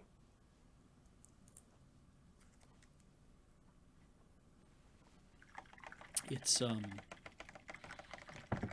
that's a good point. Like, when it comes down to it, the resistors and the diode are going to respond to whatever's put across them, right? Correct. Because this is all low voltage anyway. Yeah, it's not going over 12. Okay. God, I love that tool you've got. This was the most indulgent purchase that I made in the past year, and I love it. Let's get that on roaming camera, actually. Yeah. My mechanical, electronic Precision screwdriver, yeah. with, Neat. with open source hardware. Ooh, where'd you get it? Bang good. Where all good things come from. No, there are other sources available, but that's where I have an account. And points, apparently. Apparently the points do matter. I mainly became familiar with Banggood from their ads for Nerf gun conversion kits to make them look like actual guns, and I'm like, that seems scary. Did you check the flywheel and other adapters on them as well? No. Oh yeah, there are other upgrades to Nerf guns to increase their range, and You take out the regular spring and you replace it with a leaf spring from a 1972 Cadillac. you're not far off. I mean, not exactly that, but that's the idea. And then a much more powerful, or just straight up better seal for your vacuum or for your compression chamber. Okay. So Yeah, Banggood is like Japanese AliExpress, isn't it? No, it's still China. It's still China? Okay. It's Banggood is like Deal Extreme, and like Chinavision, and about like probably about 60 or 70 other identical sites that all carry roughly the same stuff. Okay. And AliExpress, growing out of Alibaba, just happens, because it grew out of Alibaba, just happens to be like the way people know about how to get China dropship stuff now. Right, right. Yeah, but back in the day, like Well, back in the day, like 10 years ago, it's like everyone was using Deal Extreme an awful lot. the other difference is that AliExpress is you're dealing directly with the manufacturers usually, or small stores, so it's a little bit more like an eBay. Okay, Whereas right. the Deal Extreme is sort of acting as a broker. Yeah, I think they have a lot of inventory that they have in multiple warehouses owned by multiple other people. I actually, like, that is a big guess, because it's like you go to a lot of these sites and you see the same stuff, and it's like, well, they're not. Everyone doesn't just have all the same things in their own warehouses. That seems a little weirdly inefficient. It feels more like you get access to a whole bunch of stuff to add to your store, and then you just run your own store. And it starts to feel after a while like these are all the same store, aren't they? They all go back to 10 cent, don't they? Hey guys, it works. Hey. So I can't do this. I can't show you because I'm using all of my fingers. Well, and let me whatnot. help. Okay, yeah. If you would, Cam, What do you want me to hold? I would like you to hold up the multimeter itself. Okay. Oop. So this should... Shoot. And I've just lost everything. Yeah, we'll get it back together. No, Okay. it's okay. Can you hold these two black against black and red against red Okay. in the wires themselves? Black against black, red against red. Yeah. And I'm going to just put this here for people to look at. So what we should see here is that if we do one of them, it's going to turn the light on. And that means that 12 volts of power is going to get through, or however much of the battery is left. Now, what this should do when we connect to the second one, thereby signifying the turn on of the blinker, it should drop to 0, and it does. So that means every time, this means that the running lights will keep it running on, and that every time the blinker turns on, it will instead turn off the bulb. Okay. So every time the blinker fires. Yeah, so basically we're just reversing the flow of this circuit. Sorry, slipped off. That's okay. We've Okay. shown it now. You've proven your point! Yes, and it works, and I'm so happy. So great. That's what, $380 some worth of work right here. Nice. Let's see if we can shove. Well, let's Does finish. it count as a victory? Yeah, that counts. That hella counts as a victory. All right. Wait, do we have a victory counter? We have, I think TTSF has a victory counter, yeah. Nice. Okay, so I'm just going to hella cover this in hot glue now, which is a valid Like, form of electroproofing electronics. But it's crayon. You know what? I've never heard of anyone use crayon, but I won't say it's not. I won't say it is, but yeah, just a big hot mess. Beautiful. imagine like you're just seeing what you see when you opened up your old DVD player. Oh God. I broke the dimmer knob on our wall. You know, Oh, yeah, the yeah, yeah. knob just pulls right off, right? But basically, I spun it, and it just the interior sleeve just snapped, Mm-hmm. and I yanked it. I like fell on the floor. I'm like, oh no, and I looked at it, and I looked at the piece that came off, and I'm like, now I have to go buy a new one of these, and so I threw the little piece away, and it just sat on my counter because I'm like, I barely use this light. And then, but after turning it for about like the 10th time, I realized I actually use this light all the time. So I got, and I'd thrown the piece away, and it had already gone like out to the garbage. So it's like I'm never getting that little piece back. So why don't I just glue very slowly, just glue a spiral essentially around the other half of the interior of the sleeve that's in there, just to fill in, just to make a collar. And I did that, and then I got like scissors and a knife, and I just cut out a little, hollowed out a hole essentially, so I could stick the thing back on the pin, so I could turn it back on and turn it off. So if you ever take the knob off, there's a massive hot glue underneath it, which I think gives it a rather elegant weight. Hey, Hey, good, yeah. good knob feel, Beach. Knob. Nobody talks about knob feel, but it's an important design element. 2019, year of knob feel. 2019, feel those knobs. I think I can actually jam this in too. To a, by jam it in, I mean into this heat shrink. Oh, come on. You can get in there, can't you? Come on. I might not be able to get it in this one.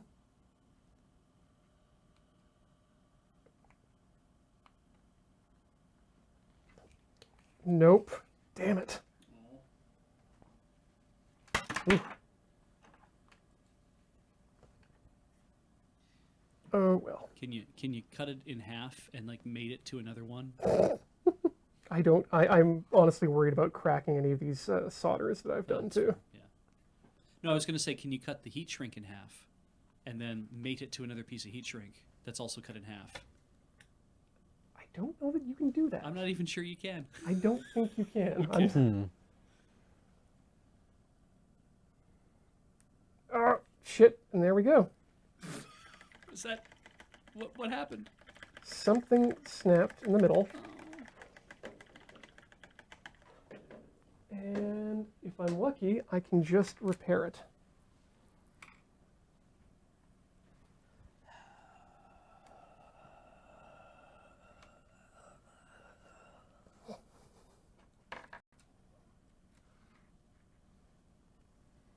Still working on base coats here, basically.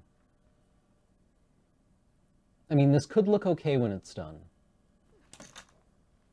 But I'm beginning to see where the miniature wants, what the miniature wants to do at this point. This guy is very edgy.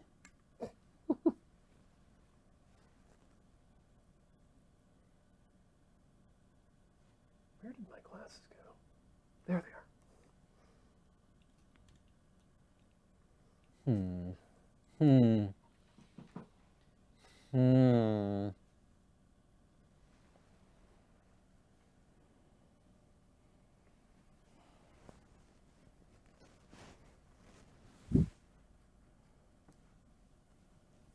Like, his flowing locks of Bishi hair, I feel, are really important.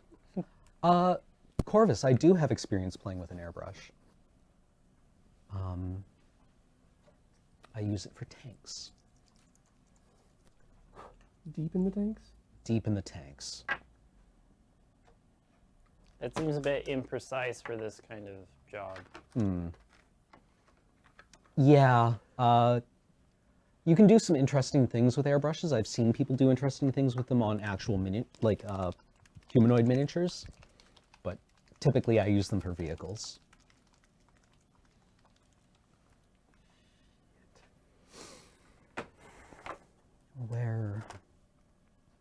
Where is anything? What is anything? Why is anything? Many good questions.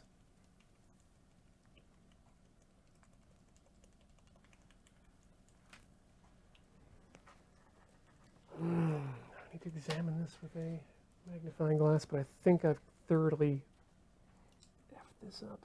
Oh no. Borkin?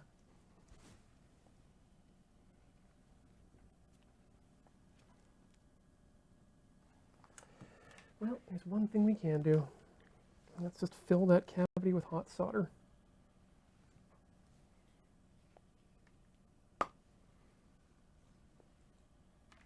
Is that your go-to?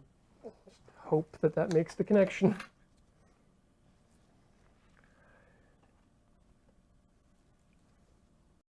All right, let's see if that did it.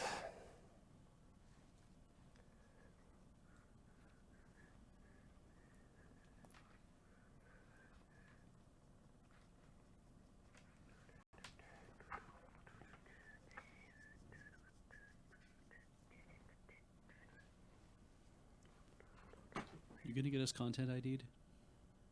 I hope not. Not with that attitude.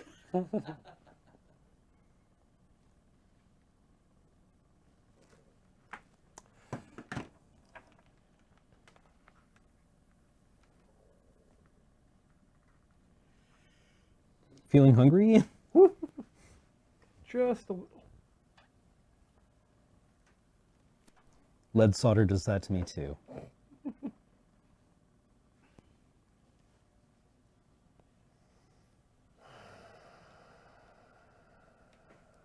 Do you need a second set of hands? No, that's all right. Okay. That's what I need is probably another set of diodes.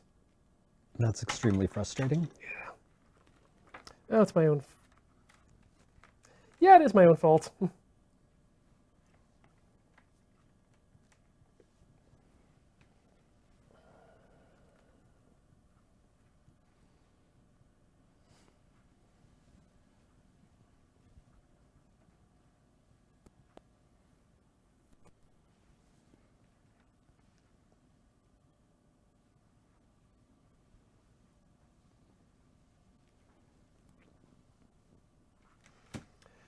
Yep.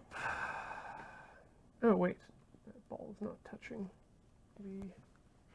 Teehee.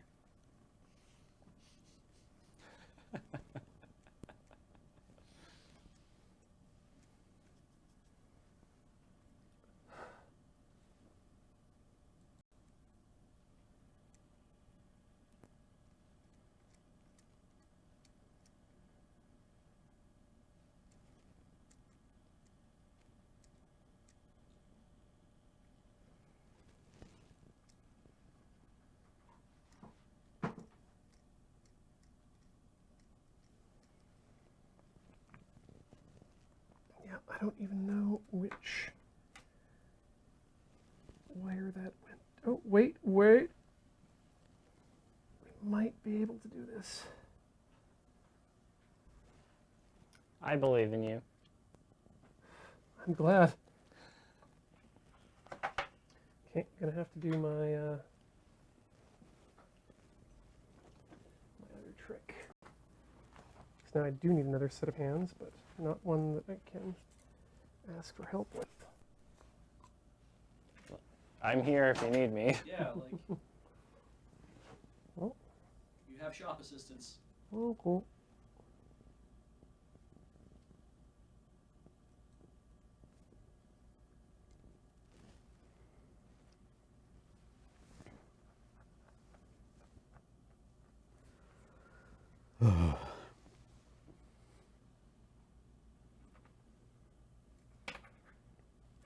Let's see if that did it. Do you normally solder like in the fashion where the fumes go directly into your face? It happens. It's recommended to get a fume hood. Yeah. I just don't inhale. Hi, I'm a joke from the Bill Clinton administration.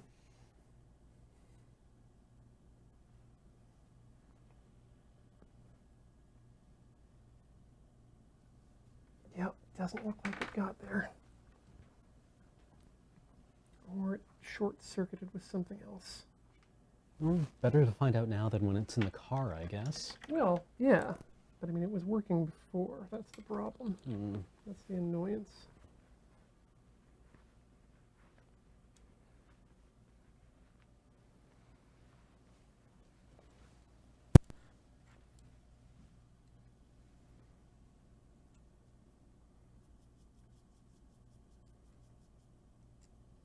Yeah, this is just making more of a mess. I'm not. Oh, that's annoying.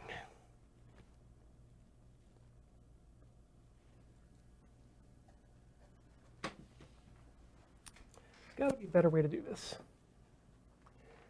Ian, do you like that soldering iron? I need to get one, but I'm also tempted to go cheap. No, I really love the soldering iron. It's great as well. I would recommend, though, the other version that runs off of just straight battery power rather than USB-C, because you do need a Qualcomm QC 3.0 charging for it to actually work.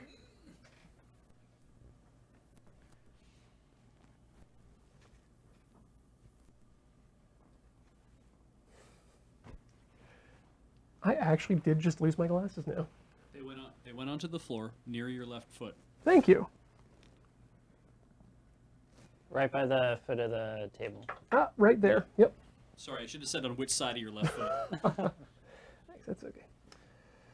I don't know whether I should try melting out that piece or if I should just let it go at this point. Do you want to try just starting your next one? Yeah, that might be the better option to do. However, at $6, this is a project that I am quite happy to, Mulligan? yeah. Yeah. If the place was still open, I would totally run out and get you more parts. Are you both? I had assumed that you had like extras, like that's what you bought was some extras. I was considering it, and I Yeah. thought, no, I won't need those. I think he undercharged me too. Where did you wind up going? Went to Queel or Interior. Interior Electronics / Quail Electronics. Yeah, where it's I weird. sent him. It's weird when I searched for it because it came with a completely different name at the same address, and I'm like, I don't know what that's all about. When I showed up, it was the same place, Hmm. and I was whatever. But yeah, I'm going to see if I can salvage this. Would you mind going out and grabbing me more parts tomorrow? yeah, Or I you- can do that. It's not a problem. Great.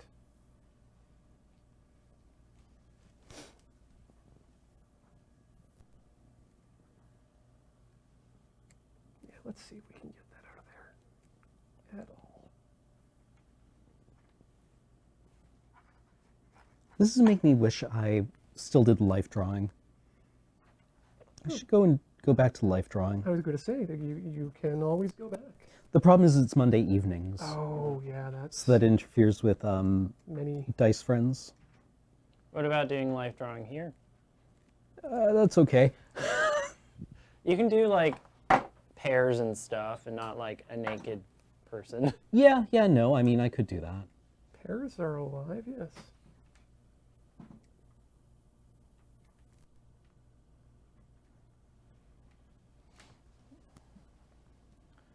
When I did life drawing in university, the first time the woman that we were drawing disrobed, I was blushing for about half an hour. Ow. That probably happens, like, to everyone. Yeah. I think I was the most visibly shaken person there. Huh.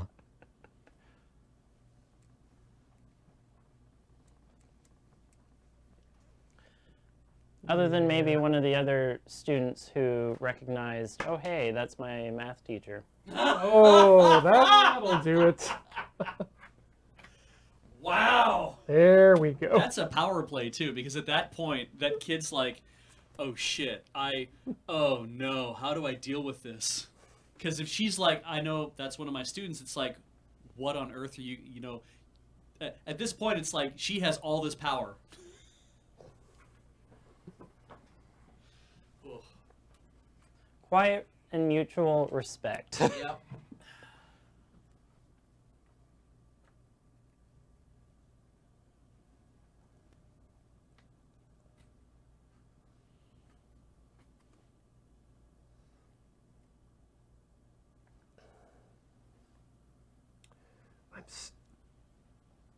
Oh, wait. Did I find it? Okay, if those are the two pieces that just need to go together, which I believe they are, we might still have a chance to fix this. Exciting. It's not a good chance, but it's there.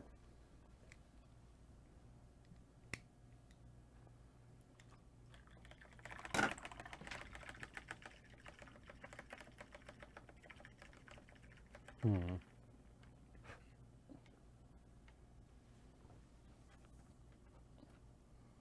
Hmm.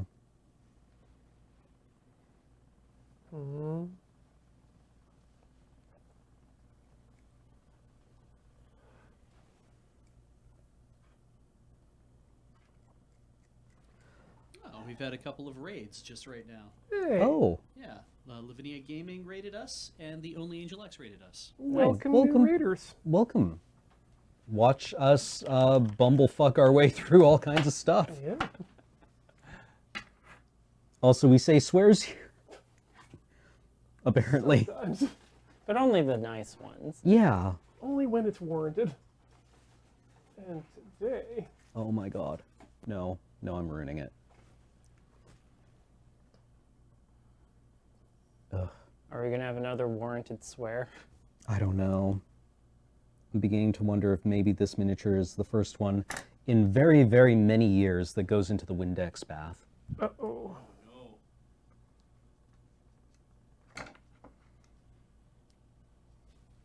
Is he feeling like more of a blonde? I mean, no, it's just I think I may be getting up to a super critical number of layers of paint on this guy before I'm even really getting into details. Like, it might be starting to get kind of cakey in here. And,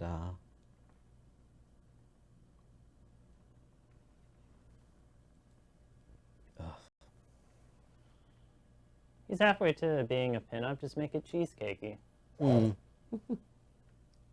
like, it's so bad. It's so bad.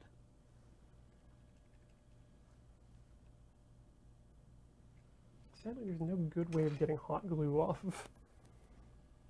Yeah, I mean, I suppose if there was, you wouldn't see it used as a security measure. Yeah.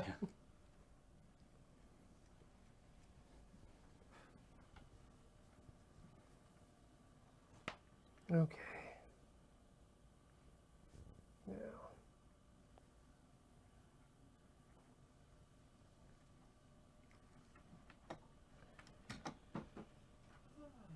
Well, welcome, Raiders. I hope you have a good time here. We're working on a couple of different projects. I'm working on Silver Tower miniatures from Games Workshop. This game came out several years ago, and here we are. We're painting miniature 5 of 400. And I'm attempting to put together a blinking circuit for my headlights for a classic car.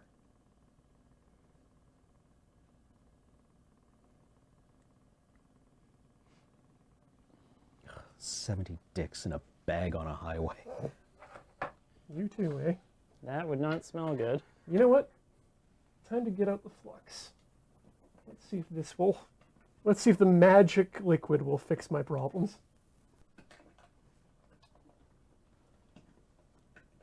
Yes, I do carry flux in my bag now. Urgh.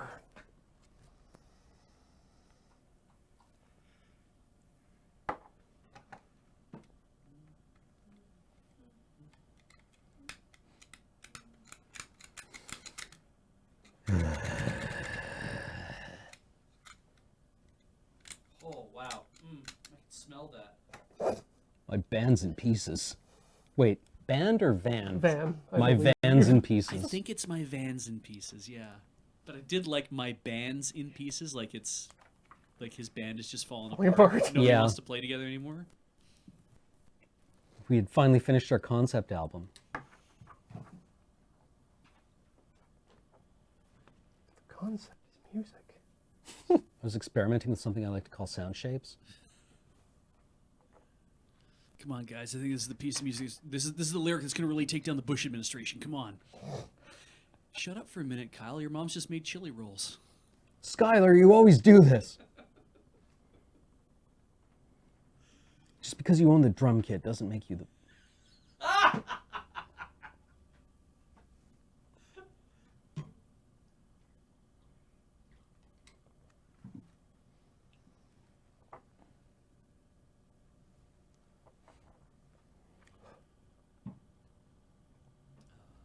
told you never to mention my mom again, Skylar. I should come clean and say that I lifted that little bit from a Kyle Kinane bit where he was like in a punk band when he was in school, but his parents are really cool about it. And this is in and around Chicago, and he was just kind of like, it was really hard being in a punk band when your parents were very supportive and loving and nurturing. Because you're thinking, you're like, yeah, fuck you, mom and dad. I'm gonna like, okay, son, if you want to use the basement to practice. He's like, son of a bitch. I got something to rebel against. I think at that point you just say, well, I guess I'm now trying out for the 5-iron frenzy. Yeah. Well, hey, I mean, the government's always there to rebel against. Absolutely, right?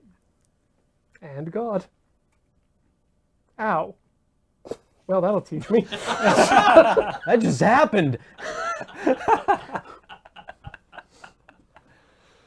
Ah, good times. God's about nothing if not punishing.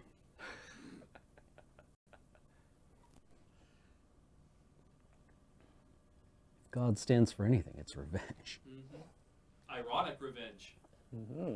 He's like a genie. Was he also played by Will Smith? Yeah, everyone saw Shazam, right? It's Kazam. Kaslam. It came out that year that Nelson Mandela died.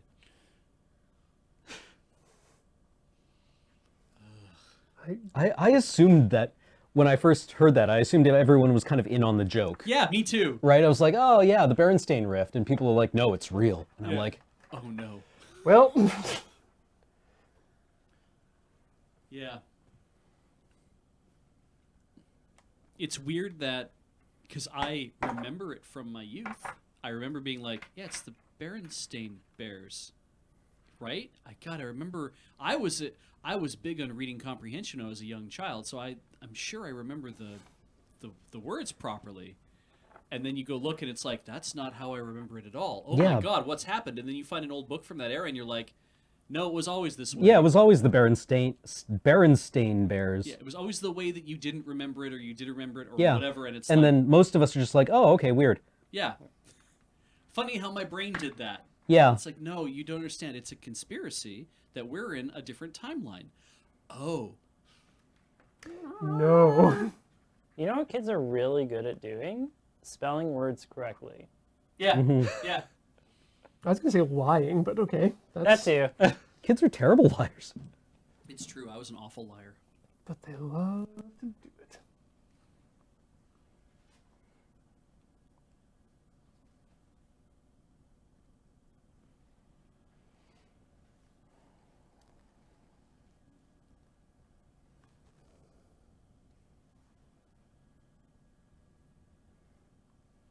I think someone asked about the virtues of a wet palette. Oh, for painting? Yeah. A wet Christ, palette. I hope so. Yeah. Well, wet palette helps you enunciate more clearly. No. A wet palette, the last time I saw them was basically you would get a Tupperware like sandwich container, put a dish sponge in it, and then you would lay a layer of parchment paper over top of it, and you would soak the sponge, and then water would be drawn up by the parchment paper, and you would, instead of using a board like this, a comic book bag and board for your palette, you would put your paint on the layer of parchment paper, and that would gently keep it damp. Right? It would allow you to keep your paints live for longer, which means you would have more consistent results because you weren't always constantly mixing new batches of paint. You heard me. I don't know. I assume at some point the miniatures companies were like, "Oh yeah, we can sell you pre-made ones," but like the one I saw was always just like, a couple of dollars from a grocery store. You're set. Also, you have parchment paper for making cookies. That's the important thing. Mm-hmm. Would that not leach some of the chemicals in the paints, though? How do you mean? Like down into the sponge, Uh, so that the balance kind of eventually goes off. Not really. I mean, not in any large numbers, I think. Oh. I've never used one. They were just coming into vogue, or had just been developed when I really fell off painting Warhammer stuff. And now you're back.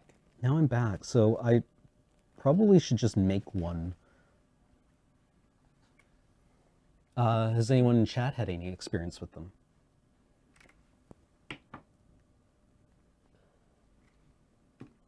I mean, I assume they work.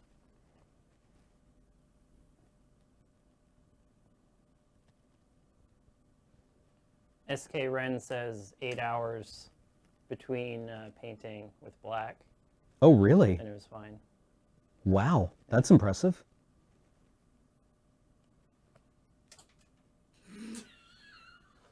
Are you gonna need that? Because I heard that hit the board. Oh no, this is just wire.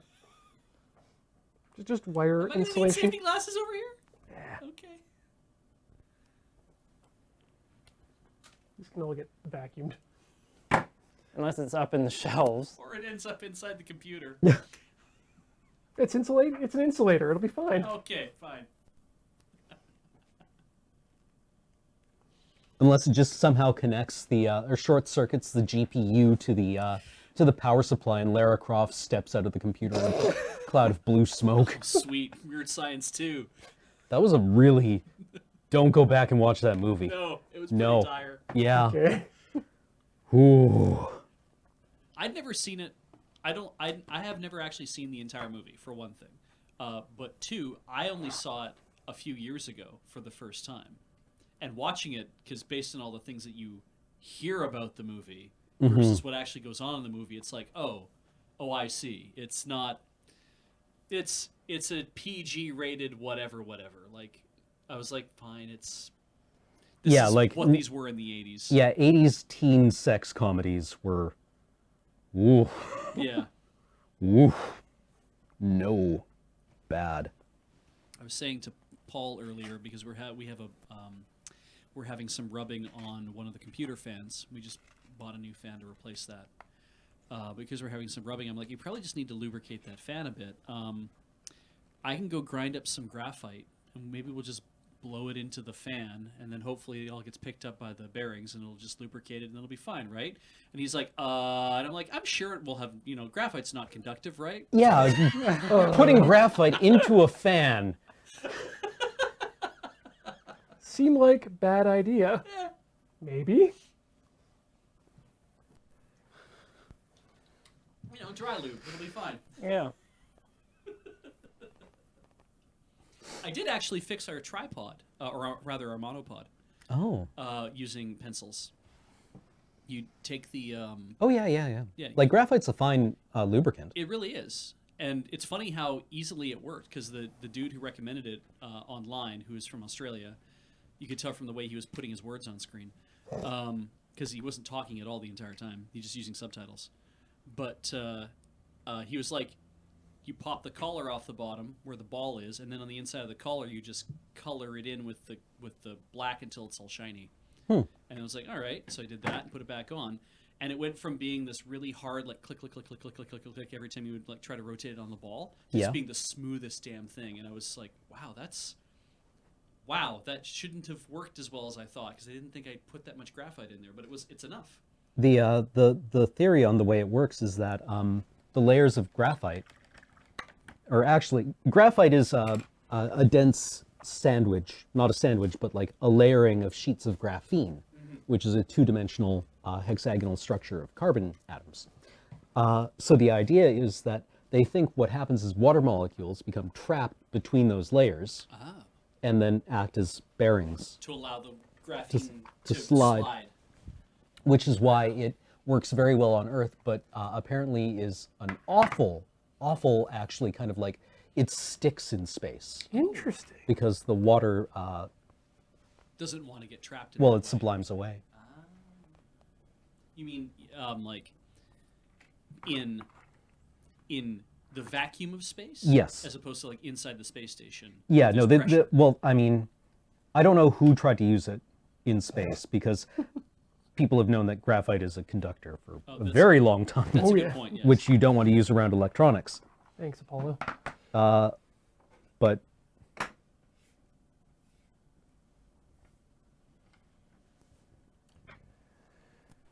Okay, coming off the resistor, which you're gonna flip. I got away from the office for a couple of hours today and sat in a cafe and was like, you know what I haven't done in a long time? Just sat and read papers, caught up on the literature. Then I remembered I don't have library access anymore. Ooh.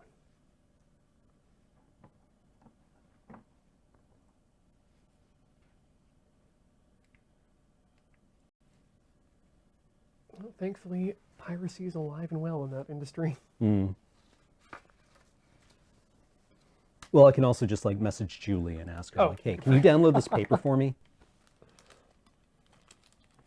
But still, an unpleasant feeling. From what I've heard, people who write papers are glad to give you their copy Oh, yeah. of it if you contact them. Yeah, well, I mean, they don't get any money for having it published, right? These are actually all in a row. Okay, collector is 3. I remembered that.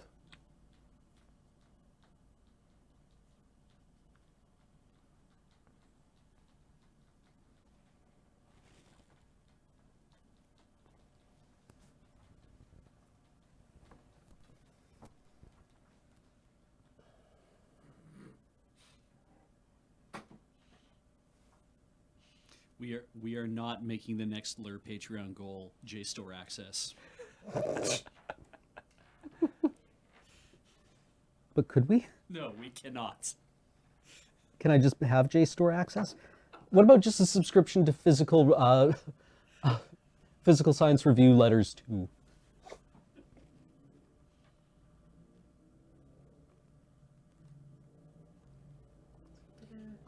I don't know if public libraries in Canada have, as a rule. So I worked at the municipal library in Olds. We did not have journal access. Well, I mean, journals are very expensive to access. And the thing is that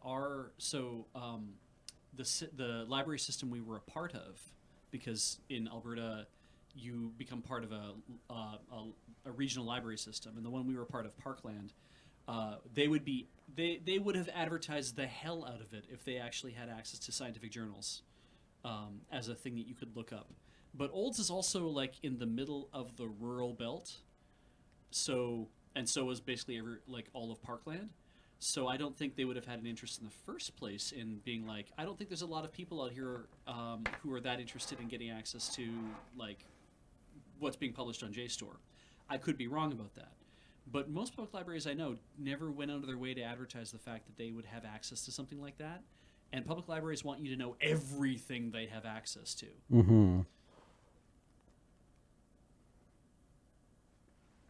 I would be very surprised to learn that a municipal public library had journal access. Delighted, but surprised. Go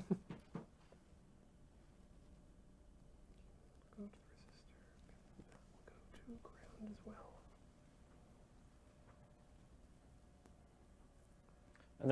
Are there other alternative sources that aren't as paywalled? Well, not really. You can go to, there's a couple of places where people will self-publish papers, like Archive, arxiv.org, is a place where typically a lot of like physics-related sciences will publish their paper when it's accepted for publication or when they're trying to get reviews. But there's no peer review for Archive. So, you know, sometimes you get really interesting things and sometimes you get real interesting things. That makes it more I mean, exciting. like, yeah. I stick to like cond mat, you know, condensed matter, which is what physicists call chemistry when they're interested in it, but don't want to acknowledge that they're reading a chemistry paper. No, this isn't chemistry, this is condensed matter. Fuckers. I see you.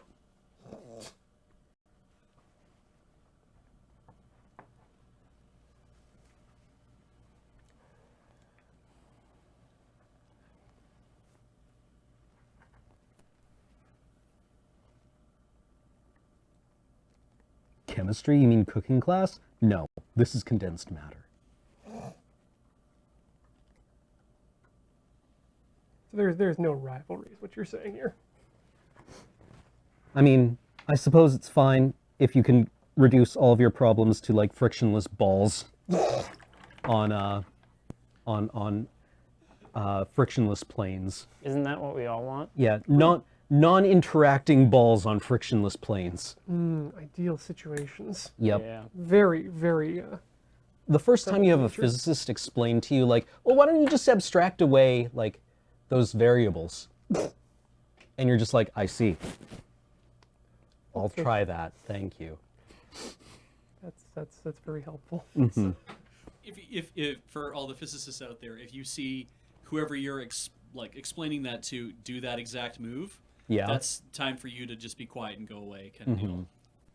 You are not going to ever get on the same plane of conversation. The same frictionless plane. Ooh. Dipshits. That's what we call the frictionless balls. Yep.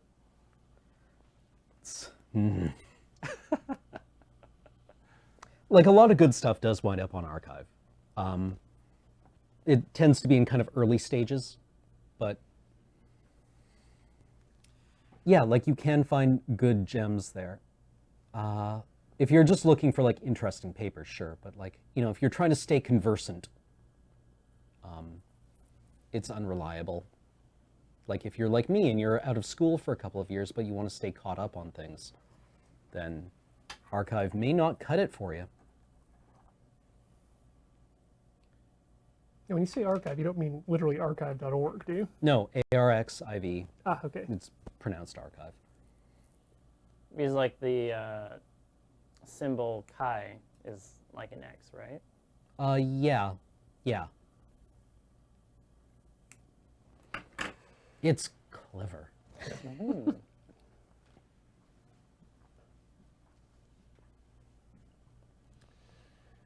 so coming off that into the collector. When a paper's getting collector is pin 3.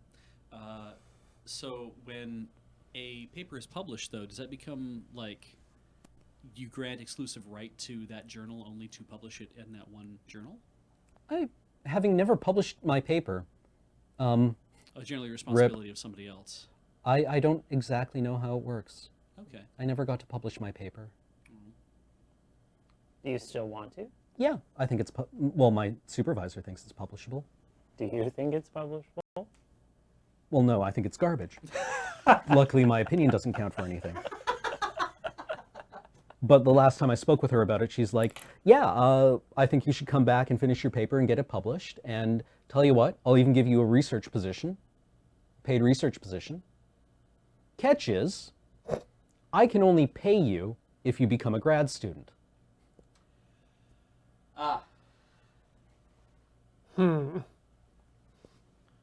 But don't you want to learn more? Yes. Yes, I do. For a low, low price? Yeah, I was like, let me crunch some numbers. Those numbers are red. Ba ba ba ba. Wow.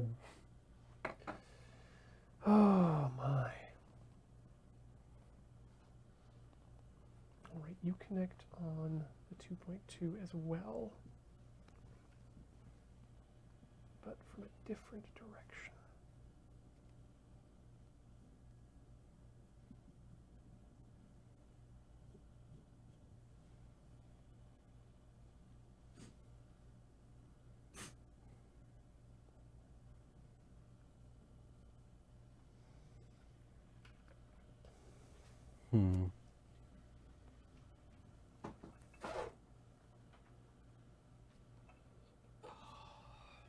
No, that was the whole story. That's everything. The sad end. So the face needs work. The hair is completely untouched. The Oh, it's chains just will need natural work. that way, right? Oh yeah, he just woke up like this. Yeah. With completely flat hair. Yep. If you could have textureless, depthless hair. You're referring to a helmet. If you could have helmet hair, Like a hockey player? never like a hockey player.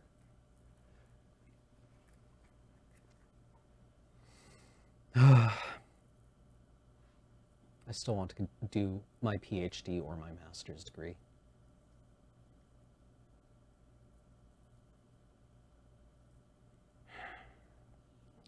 Mystic Man asks an interesting question regarding how our revenue affects payroll. That is a very private thing because it affects what everyone makes. But the essential thing is that like all four people in this room, we are under contract and we work contract. So we get paid to do a stream or paid to do a couple streams, and that makes you more money if you do a couple streams, or you get paid to do 30 streams or that kind of thing. You just, as you are doing the work that you've negotiated that you're going to be doing, then you get paid for the work that it is that you're doing. That's how that works. We're not salaried. Yeah, so what I take home is not affected by the by whatever micro fluctuations in the Patreon. Yeah. But we definitely do obviously rely upon Patreon and subs and bits and other external contracts that we negotiate and anything else that happens to go on in terms of our revenue, like merchandise sales. All of that stuff goes into the bucket of being able to pay people, and hopefully that we can continue to do better.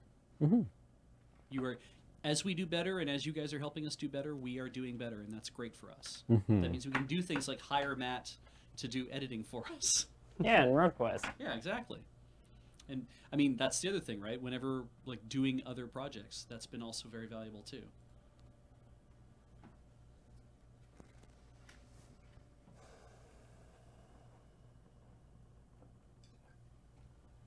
So paranoid now about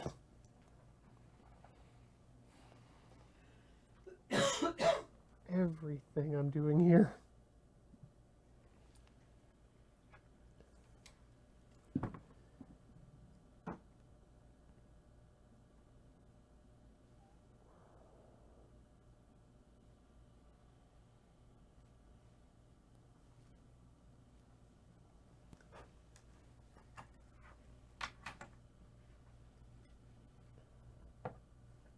The blowing of the soldering iron, by the way, just in case you're wondering, isn't really a necessary thing. It's just a way of reminding myself not to inhale directly after, a huge.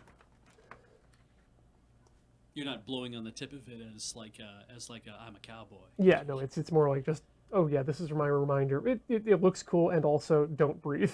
Yeah. I thought you were blowing it a kiss to show that you cared. Well, I should kiss it for real.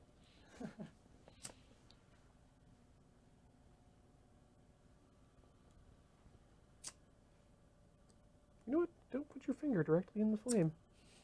Never put your finger in the flame. Never put your finger. Never put your finger. Put your finger. Never put your finger in the. Always put your finger in the flame. Got there. Okay.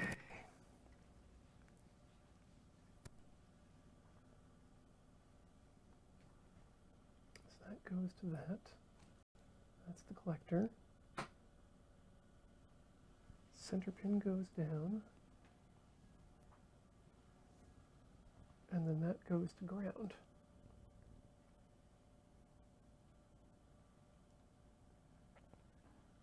Great. Feeling good about it? Better this time. I'm bending pins less than I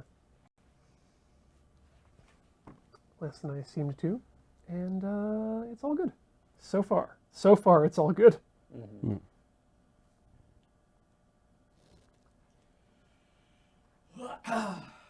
Ooh, Chad is saying that your stillness is impressive, Cam. My stillness. Yeah. I didn't know I was holding particularly still. You're just very serene. Oh, well, thank you. Like capital S stillness, isn't that a religious thing? Only if you want it to be. Nah. I'm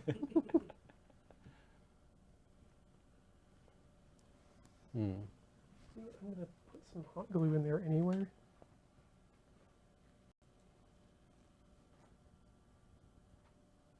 They're not touching, so that's good. For the person asking in chat, I have 2 undergraduate degrees. One is in English, one is in chemistry. Those don't really relate, do they? You'd be surprised. They're not part of the same faculty, are they? No, they are not part of the same faculty, no. Yes. I get very, very bored very, very quickly of the rivalry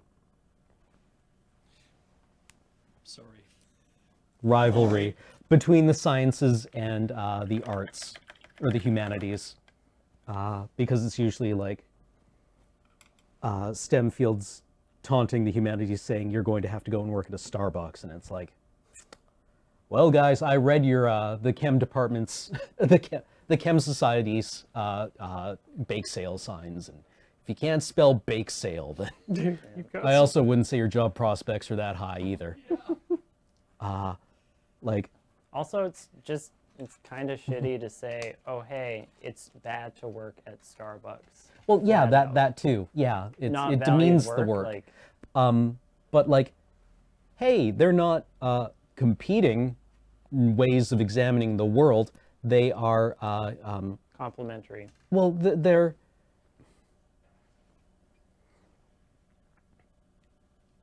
yeah, they are a related, Supplementary, maybe? yeah, supplementary, Yeah. maybe, understandings. Yeah. They're academic fields of pursuit, both trying to do interesting things, and one of them is not better than the other. They're used for different purposes. So, there can be a weird aside, but we've been watching The Good Place, Oh, yeah. which I really enjoy. And one thing Heather and I were noticing is, even into season 3, the conceit of we're going to run Philosophy 101 for a lot of you. Understanding that the audience that is hopefully still watching this show, and I hope that they are interested in that kind of conversation. that we're going to look at, we're going to look at philosophy. We're going to talk about what determinism is. We're going to talk about what a lot of these other things are, like Right. utilitarianism and all that kind of stuff, and then do it in a way that makes people remember what they are. And I never took a single philosophy class in my life, and found it and just find it very compelling, because I'm like, this is great for people who wouldn't know anything about this, and that the people who are writing scripts and who are like in this field are like, well, we're going to, not only do we have to write funny stuff and a compelling narrative, but we're going to try to do it in a way that draws in this academic side to try to keep people interested. And that brought to mind Futurama, where we're not only going to just write funny scripts and do whatever, we're going to draw in science and technology and tell jokes and give interesting situations that are not just like lol science fiction, but actually science as science is. Well, over the holidays, I was reading an article about the oral history of Frasier, and they had a similar thing. They said never take the easy joke. If you can make a good joke about very deep knowledge about wine and opera, if only 2 people in the audience get it, that's okay. You have to have a few jokes that are what they call the 10%ers. Yeah. That only a few people are going to get. But what matters most is the writing good comedy. Yeah. Yeah, like I think the audience for that show appreciated, like, oh, Frasier and Niles just made a joke about an opera that I haven't heard of. Yeah. But it seems funny to them, right? Yeah. And in some way, it's kind of like when I was in like the late 80s and early 90s listening to Dennis Miller do stand-up, which I don't do anymore. But back then, it was like he's talking about all this stuff and he's making all these references, and he sounds incredibly smart. And that kind of encouraged me to be like, I need to understand what's going on. I can't just be like, I could be watching or listening or doing whatever with my entertainment, or by actually hearing things I don't understand, that's kind of driving me to learn what those things are. And then to, try to be like, well, why was this important? Why did this joke land this way? Why did people laugh at this? Why did so many people laugh at that when there's no way in hell that all those people could have known about it? I guess your audience trusts you. There's that too, right? Or maybe they want to appear that they know it, but Well, and comedy is not just the content of the comedy. It is the application of it. It's how you present it. Yeah. Right? But deployment can be funny. Deployment. yeah, say your setup or your punchline, your twist. But I mean, back to the thing of lying at the intersection of STEM and liberal arts. Ian. Thanks, Tim Cook. Yeah. But that did we just mute? I hope I didn't just mute us all. I think. Ian, say something. Hey, it's Ian. Okay, sorry about that. I think I might have just effed up my mic a little bit. But that idea of having an interest in 2 or more fields, whether they be, like directly beside each other, as maybe like writing a script and learning philosophy, or doing experiments and writing, a TV show. It's like those 2 things, just having more experience in different fields is actually really valuable to broadening your mindset, and maybe turning out, and not maybe, absolutely turning out better work. That's the point of the university, right? You get better perspective. Yeah. I agree. I mean, when I took, when I was in my management information systems course, I was also taking a marketing minor, and the idea behind that was to be able to say, if I encounter clients who are trying to determine how to do something in technology, that I would understand what a salesperson or what a marketing agent or somebody who doesn't really have much of a grasp of technology, the things that they want to be able to do, and be able to act as a translator between that and between the programmers who are actually building the things that they want in the first place. Yeah.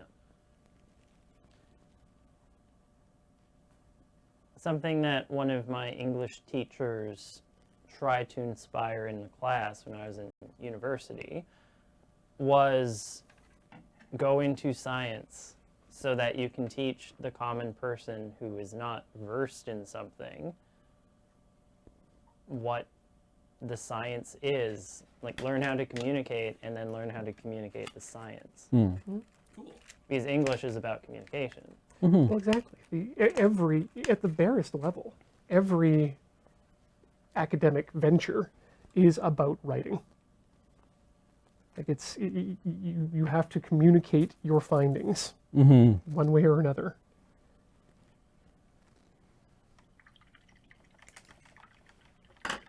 And, call this a hunch, but I'm willing to bet that you're probably going to be accepted for publication easier if you have written a little bit better than the other guy.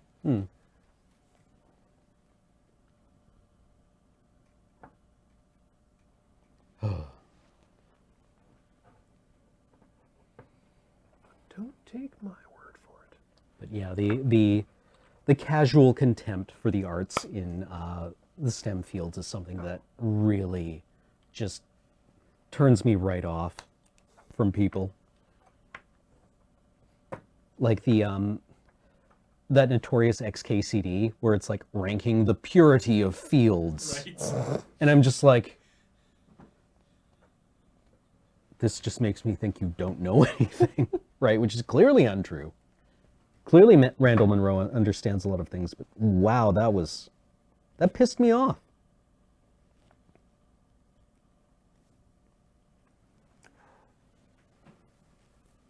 Of course physics is just applied mathematics, which exists in its own pure state.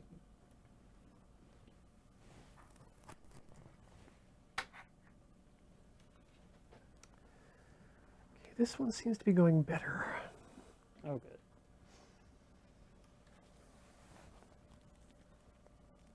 You know what? I'm just going to fit those with shrink tubing right now.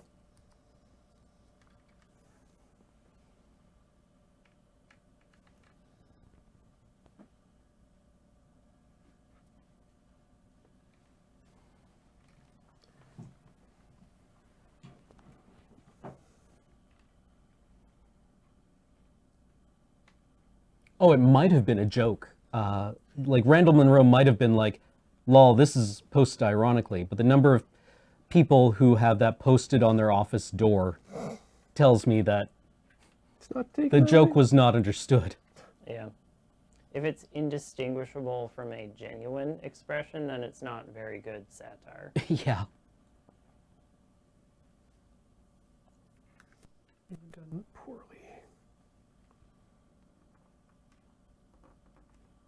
I mean, done really, really well, so it's indistinguishable, but...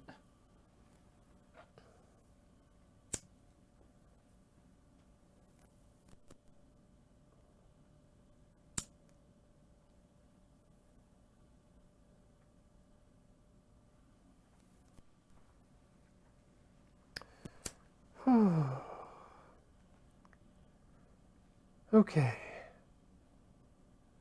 think we're just about there on this one. Good, because we're approaching 9. Yeah.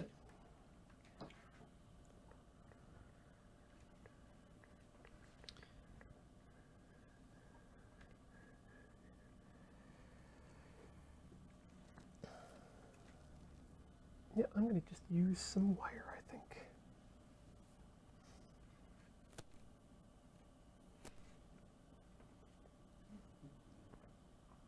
Were you not before? I wasn't using a lot of wire. In fact, I probably should be using much thinner wire than I have. For the internal, well, yeah, we might as well stick with the right gauge.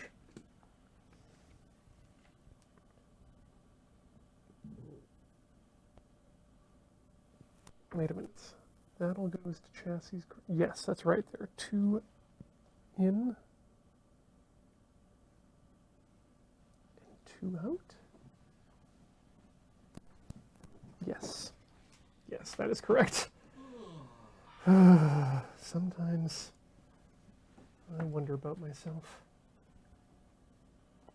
Personal reflection is a good thing.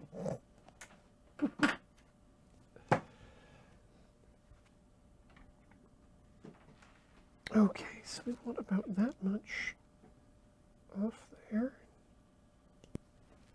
So, Cam, when you say a figure taking a Windex bath, does that strip every bit of paint or just the most recently applied layers? It depends how long it stays in for and how hard you brush it Oh, afterwards. I see. Yeah. Okay. Yeah, you take a toothbrush to it, Okay. and like the good stuff is if you go to Home Depot, you can get the engine degreaser, Yes. that the biodegradable stuff that's okay to put down the sink, and you Yeah. wear gloves, and that'll just take it right down to the primer. Because the Nice. primer actually bonds with the plastic a little bit, which is what makes it primer. But that'll take off most paint. Okay. Cool. I think we have some simple green under the sink. Simple green is very good. Oh, good. You know, this might be okay. I'm trying a technique where I'm going to remove some insulation from halfway down the wire so that I don't have to bend as much.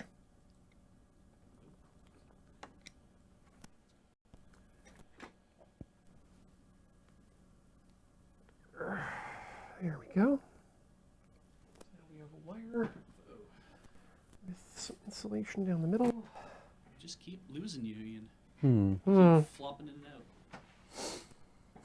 Never say that again.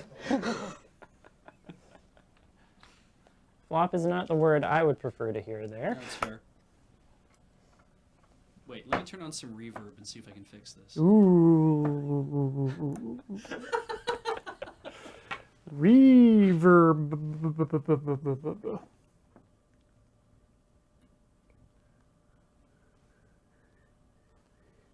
You know, I should just tin this wire, and then I won't have to hold everything.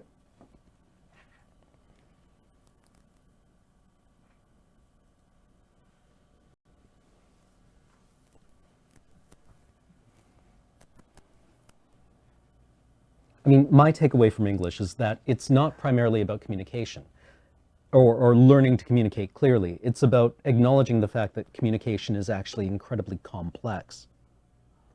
And not even incredibly complex, tantalizingly complex. That it is, in fact, a rich data set. I mean, you say that, but a lot of people that come out of the other side of high school English are very, very strict on how to use diction and spell words and whatnot. Oh, well, that's because you get taught rules, and rules are good. Yep. Rules are easy, and you can use them to bludgeon people. Yeah. Rules can tell you you are right. Then I Yes, realized- rules are good for telling you that you have done something correctly. And doing things correctly is the most important thing you can do. That's what I learned in high school. Then I met a graduate student linguist, and I was like, I need to soften my stance a bit. Because being prescriptivist is one thing, but and I was completely happy doing that. And then hearing from somebody who was like, but language can undergo change, and there's not a problem, right? And I'm like, well, sure it is, and it's we should try to keep to whatever. And he gave me a few examples, which I can't remember, and I was like, you make a fair point. Yes, our language has evolved quite a bit from the way you put things. I mean, do you want to be speaking Chaucer's English? Christ, no. Like, dictionaries didn't exist Yeah, for that far back in history. but I don't Well, even when think was the of- first dictionary? The early 19th century? There were several competing dictionary projects. Oh, were there? Yeah, that were going on kind of simultaneously. I only remember hearing about the one, but I didn't go deep into English, so. I only knew that Dr. Samuel Johnson was writing one because it comes up in Blackadder as a major plot point. But yeah, the idea that there's an interpretation of a text that is correct, right? For example, yeah. is not only like wrong, but quite harmful, right? Because that means that once you figured that out, well, then that text goes on the shelf. You never have to pull it off again. It's Solved. solved. Yeah, it's solved. And that's not true because we change as a people. And the real value in English is almost an introspective one, where you can be like, well, why do multiple people looking at what is objectively the same text come away from it with different experiences and different interpretations? So one of us has to be wrong. Is the incorrect answer to that problem. Yeah. Because when you think about it, the fact that different people can get different things out of the same material is strange, Yeah. right? Absolutely. And we're strange, right? Like humans are very complex things, and studying text and then discussing it, opening up those interpretations Yeah. and comparing them with other people's tells you about yourself. Slow down there, Poindexter. You don't go into English to interpret text. You go into English to learn about thyself, right? And that helps you communicate better. Yeah. Yeah, how many branches of Christianity are there? Uncountable. Yeah. It feels like. I mean, if you went onto Wikipedia, there's probably a couple, like Catholicism, Anglicanism, and then the branch of Protestantism. Unitarianism. Yeah, right. Those would be the three kind of like huge branches. But Cameron, Right. there's only one good book. Yeah, the Torah. Which translation, right? Yeah. It's Heather and I were having a conversation about everyone's favorite English essay question, which is, what did the author mean by this? Oh, Jesus. Yeah, I mean, like, I don't know. Yeah. Ask them. Yeah. What was the author's intention? And it's like, I think what you're asking me is, how do I feel about this text? Like, what am I seeing? What lessons am I learning from having read it? What author did I read mention? They actually were in the situation where they showed up at a lecture Yeah. and the professor said, well, this is what the author intended. Yeah. And the author said, in the audience said, well, no, that's actually not what I meant when I was reading this. Yeah. When I was writing that book, that thing that you're talking about. But the important thing about that anecdote was that was the time when they actually had a discussion after the fact. Yeah. They said, you realized, oh no, wait, yeah, from your perspective, from everything that's going on in your life, yes, that is exactly what is meant there. Yeah. I'm wrong as the author. Yeah. Because books are not written for the author unless the author's not giving it to anybody else. I mean, Well, I mean, sure, writing is a an lot exercise. of authors come out later and say, no, there's only one correct reading, right? Like I think Harlan Ellison used to do that quite a lot, where people would be like, well, I mean, like, didn't like Fahrenheit 451 came out, or was explicated by the author as being about one thing, Right. which was about censorship, and that. The author came out and said, like, no, it's about one thing, only one thing, and that's it, period, forever. That's kind of funny because that's censoring other readings on it. And Yeah. that comes back to what you said earlier, that, yep, okay, that's done. Yep, Solve okay, text. cool. Solve text. Should have written an essay then. Right, or a legal brief. Yeah. Right, but the thing about fiction is that it is messy, right? Yeah.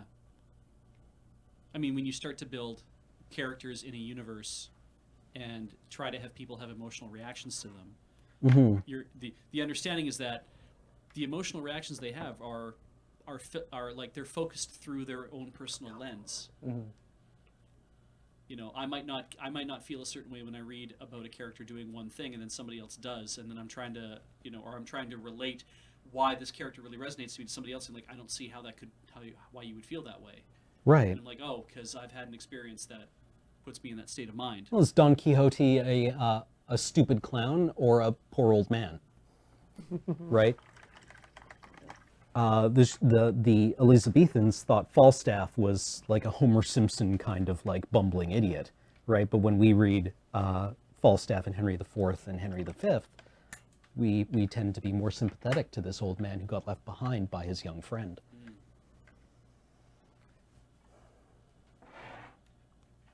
Turns out feelings aren't cut and dry.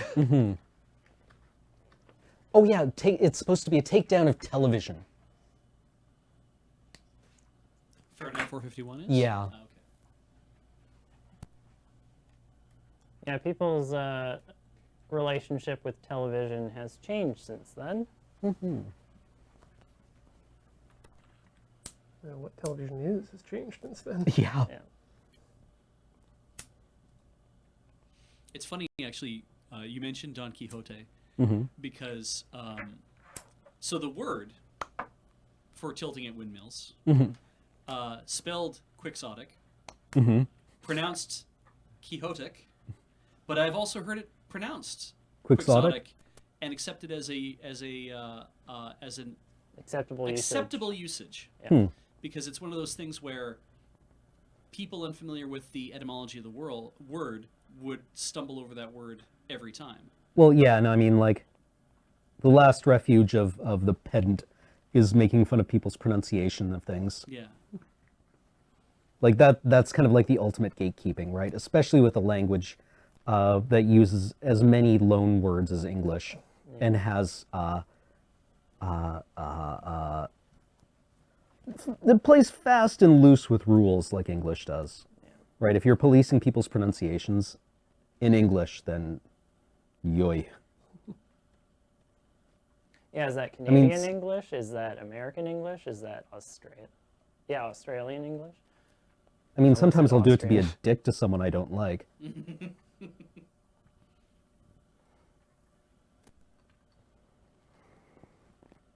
But that's usually on the understanding that they know that I'm doing it because I don't like them. Otherwise, it has no point.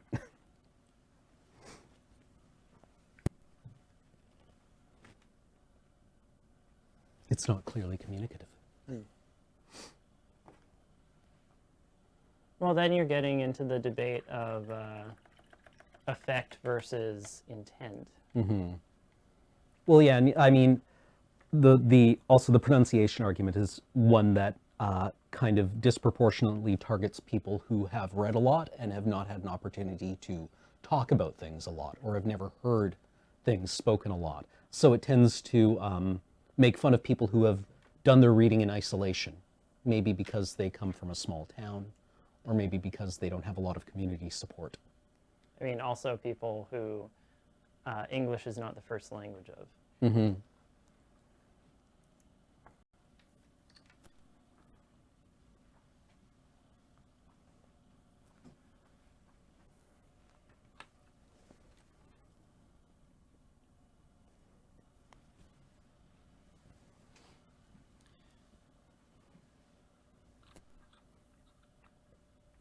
So, Ian, you tinned your wires in advance? That's what I'm doing for this one. We're going to tin our wires to make it easier to solder to this clump here. Oh, what does tinning mean? Tinning means to take solder and melt it into the wires Oh, okay. beforehand. As opposed to just jamming a big blob of it on top and hoping that it sits. Yeah. Oh, shit. Are you okay? I am just fine. Thank you. Wouldn't gilding be a better? I mean, gilding would make sense if it was gold. Yeah. It is very much a lead-based product, and lead and tin, I believe, actually used to be part of it, or might still be. You should call it leading then. I hate you. Rude. This is I believe it should be called plumbing. what is it? SN. That's That's tin. that's Tin. tin. Yeah, 63% tin, 37% lead. Actually, I think it's snickel. Snickle. Why don't we call it wolfram anymore? Call it what? Wolfram. Oh. That's a Tungsten. new one. Tungsten? Tungsten is Oh. actually wolfram. But we don't call it wolfram anymore, we call it tungsten.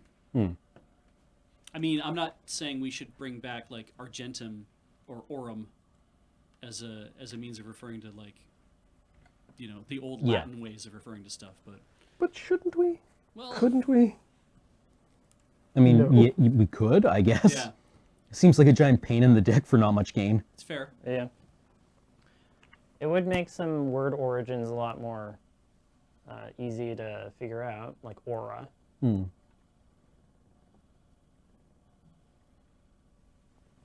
Or Argentina.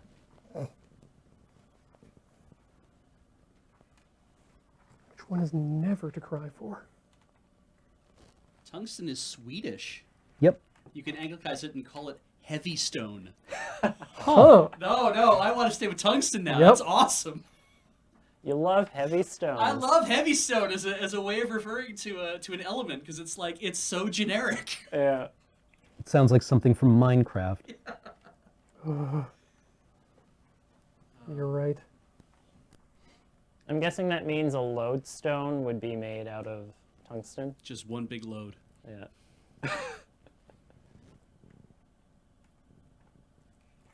Ah. Come on, effing guy. It is definitely fun to kind of go to the alchemic language for elements and things. Because they go kind of weird. Yeah. I mean, the entire idea is kind of weird. Yeah. Look, we all have to drink mercury once. Otherwise, Don't let me try to dissuade you from drinking mercury. I'm not saying we shouldn't be drinking mercury here. how can you call yourself a natural philosopher? Isn't that what killed Robert Hooke? Drinking mercury? You know, I want to say yes. Wait, Robert Hooke? Isn't it Robert Hooke? Christopher Hooke? Was it Christopher Hooke? You know, Hooke's Constant. Damn it. Or, you know, the spring guy. Yeah, I'm trying to remember this because, okay, so my familiarity with that area, that time of the Renaissance, ish, Yeah. is, because 1700s, whatever, is Neil Stephenson's Brogue Cycle. Ah. And he'd spend an awful lot of time in England while they were learning to make clocks and springs and stuff. And so I'm like, Hooke. I know Hooke was in that book. I know that some of those guys drank a lot of mercury. I can't remember exactly who they were now that you mention it. We are closing in on 9 a.m. 9 p.m. great. Well, I'm about to. Are we closing in? Yes, we are. Perfect. I have just time then to test this. Where'd that battery go? You're losing a lot of stuff today. Should we fetch you another one from the... Well, do you have 12-volt battery? No. Okay. Then I won't fetch it. We'd Oh, have to- because it's on the ground. Oh. I threw it on the ground because I was fed up with it.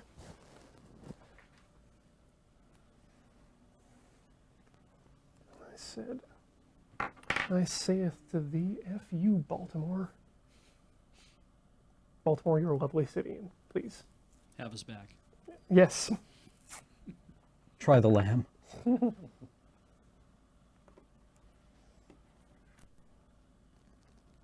right. I think more people should try goat. It's a good meat.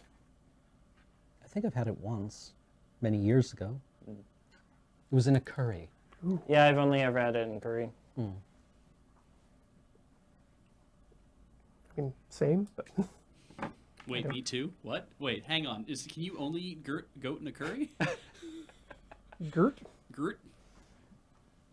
In North America, I think that's the only place you really find it. Commonly, that's probably the case, yeah. Is we are kind of weird about going away from turkey, chicken, cow, pig. Mm-hmm. And even then, only very specific parts of them.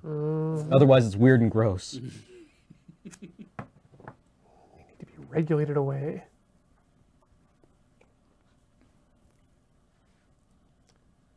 It blew my mind when I found out that the only reason that those are considered our natural meats to eat is because those are the ones that are that are what's the word? Cheaply subsidized. The inspection of them is subsidized by the USDA.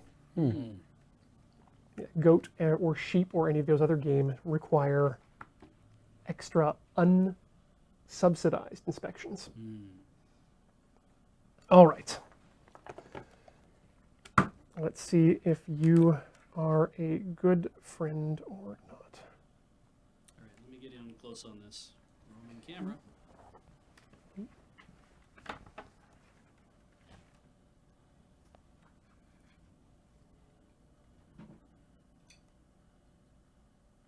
Okay. We are getting 10 volts. That's probably what it's supposed to be based on what's left in the battery.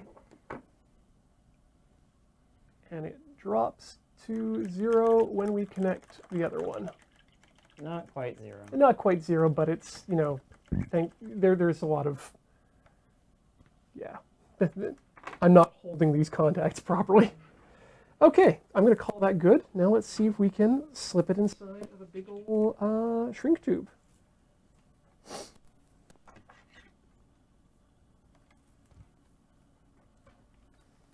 I don't think I see any places that could possibly short against each other, which is good. I did a good job there. All right. I believe in you. Get inside the tube, my friend. Gain protection from the elements.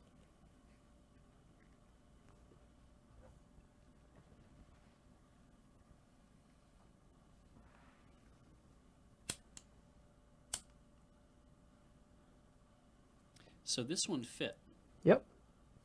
Just change the geometry a little bit. Yep, changed my layout. I made it more linear. And you had less hot glue, right? Well, none at all, it looks like. I think I did one thing of hot glue, and I realized I probably didn't need to do it. Okay. So,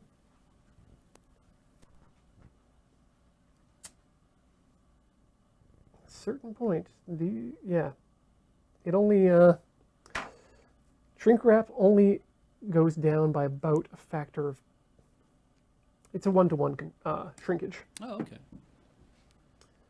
And then we'll just get the ends there. Just pump them full. That's one side. Ooh, hot, hot, hot. That's burning. Yep, Oh, that's... Jesus, that's a little string on your finger. Yeah. Oh, look at those. Aren't they pretty? So, fun fact about burns. No, this is real. The number one thing that's going to determine how fast your burn recovers is how quickly you get your temperature of the flesh back to normal body temperature. Mm-hmm. So for small burns, when you're dealing with soldering irons or things like this, the best thing to do, rather than running to the sink and shocking yourself with cold water, is to just push it against normal flesh as hard as possible, and that will bring it back into line. And I've had a lot fewer burns that required any sort of dressing since I started doing that. I remember the Looney Tunes commercials that were on the air when I was younger about how hot water can burn in less than 3 seconds. And that was taking a bath or being in the bathroom, or cooking or whatever if you're like a kid. And just the idea that, like, if you suffer a burn, if you put water that's too hot on you, dunk it in cold water immediately. Yeah, and the idea is that you're trying to get it back to that temperature As fast as you can. But the problem is people end up putting things like cold compresses on, or putting ice directly on, at which point you're actually giving yourself frostbite. Yeah. It's just better to try to, you need that heat to be shed as fast as possible. So it doesn't need to be cold water. Yeah. All right. Well, that to me says that's we did a good show. Is that skin or is that hot glue? Things are peeling off my hands and I don't know what they are. So that definitely tells me that we've come to an end of our show tonight here on the mighty Loading Ready Run Video Entertainment Network. Thank you so much, everyone, for joining us tonight. Check out loadingreadyrun.com for all the great shows, both pre-recorded and streamed in nature, as well as our schedules up there. Check us out at patreon.com/loadingreadyrun. We appreciate everyone for their kind support who chooses to do so there. And of course, we choose to thank, and we definitely appreciate all of you who drop bits and your subs here at twitch.tv/loadingreadyrun. Beach. Yes. Who are our subs tonight? Let's thank the following people. All right. Starting with Shimdog was taken for 4 months. Glad you got it back. JS1813 has come back for the 23rd month. Thank you. Deathly Placebo has subscribed for 17 months. Thank you. Coronex CJ has come back for the 10th month. Cavalry Wolfpack is back for 15 months of subscription. Thank you. Thief of Punk has come back for the 32nd month. Much appreciated. Big ups to In Volume for 28 months of subscription. Thank you. Unusually Large Moth has returned for the 3rd month of Screams. A thank you as well to Eternal Density, who has subscribed for 17 months. Thank you. Ah, that does that. Edgar Ware has come back for the 27th month. Thank you. Thank you to T.S. Saluik for 22 months of subscription. Cheers. Also to Mnemonic Man for the 6 months of support. I'm liking the blank emote too. I know. Bladness has done 18 months here. That's a good run. Thank you so much. Utich has come back for the 6th month. Happy biannual. And thanks to Yurodowski and your wonderful films for 23 months. Wasn't Fuzzy Wuzzy has come back for the 28th month. Much appreciated. Thanks as well to Chrono2X for 52 months of subscription. That's a full year. To Edgy Berserker for the 30th month. Also thanks to Darth Omega for 9 months of subscription. And Come Back 323 for the 21st month of coming back. And of course we want to thank Block, Real Gamer Cow, and Xantos69 for those 500 bits. Dub bits. Before we take off, yes. I also want to, let me just clear that from the screen. I Remind want to let people. everybody know that on store.loadingreadyrun.com, that's where we sell all of our merchandise. If you're interested in getting some cool stuff, we have cool stuff there. And also, if we are out of anything and you want to be notified when it comes back into stock, just leave your email address on the page of the thing that you're looking to get with the variant you're looking to get, and then the store will email you automatically. And I don't have any way to make any money off of your email address, and I mean, neither do the rest of us. So you're just going to hear from the store, and that's it. We're not using your email address for any other nefarious purpose. Don't worry about that. We'll ask you if we want to use it for something. One might say automagically. Auto-magically. And then We will try not to get pwned by Belarusian teenagers. that's the hope. Yeah, Yes. absolutely. I mean, that lies with our store provider. They're the ones who have to have good security. And Fair. the good teens of Belarus. And secondarily, you can see us in person. Yes. Because we were just at PAX South, and that was a lot of fun. But we will also be at the Chicago Comic and Entertainment Expo coming up near the end of March. That is in Chicago, Illinois. We will be doing some stuff there. You're going to see Graham and Kathleen and Ian and myself. We'll be doing some entertainment. Yes. Not comics. Yeah, we'll be doing. We'll give you more information on that as we get that all sorted out. But we will be there. And a week after that, we will be at PAX East in Boston, Massachusetts. Yes. Ooh. That's going to be... I haven't actually... Damn, I got to do that because I got to book everyone's plane tickets. Holy shit. Oh. So we got to get on that. But we will be at C2E2 in Chicago, and we'll be at PAX East in Boston. We'll be very, very happy to see everybody there. Don't bring beer. Beer can explode in airplane cargo holds. Yeah. And while you may think that we can drink all the beer there are at least 2 other people who have the same idea as you do, and then we are no longer able to drink all the beer at the location. Yeah. 8 bombers of beer is a lot for 2 people. Yeah, you should. If you wanna give us beer, probably the best thing to do is package it up very carefully and courteously, and you can put it through the mail. It's possible to do that. Just be sure it's packed properly. Don't just be like, well, I'll throw it in the box with these gummy bears and hopefully it'll make it. You gotta pack that sucker in a lot of packaging. I'm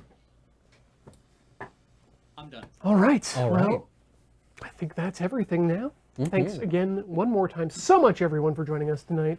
So ends the broadcast day here at Loading Ready Run. We will see you in a fortnight, ever forward, never learning. Good night.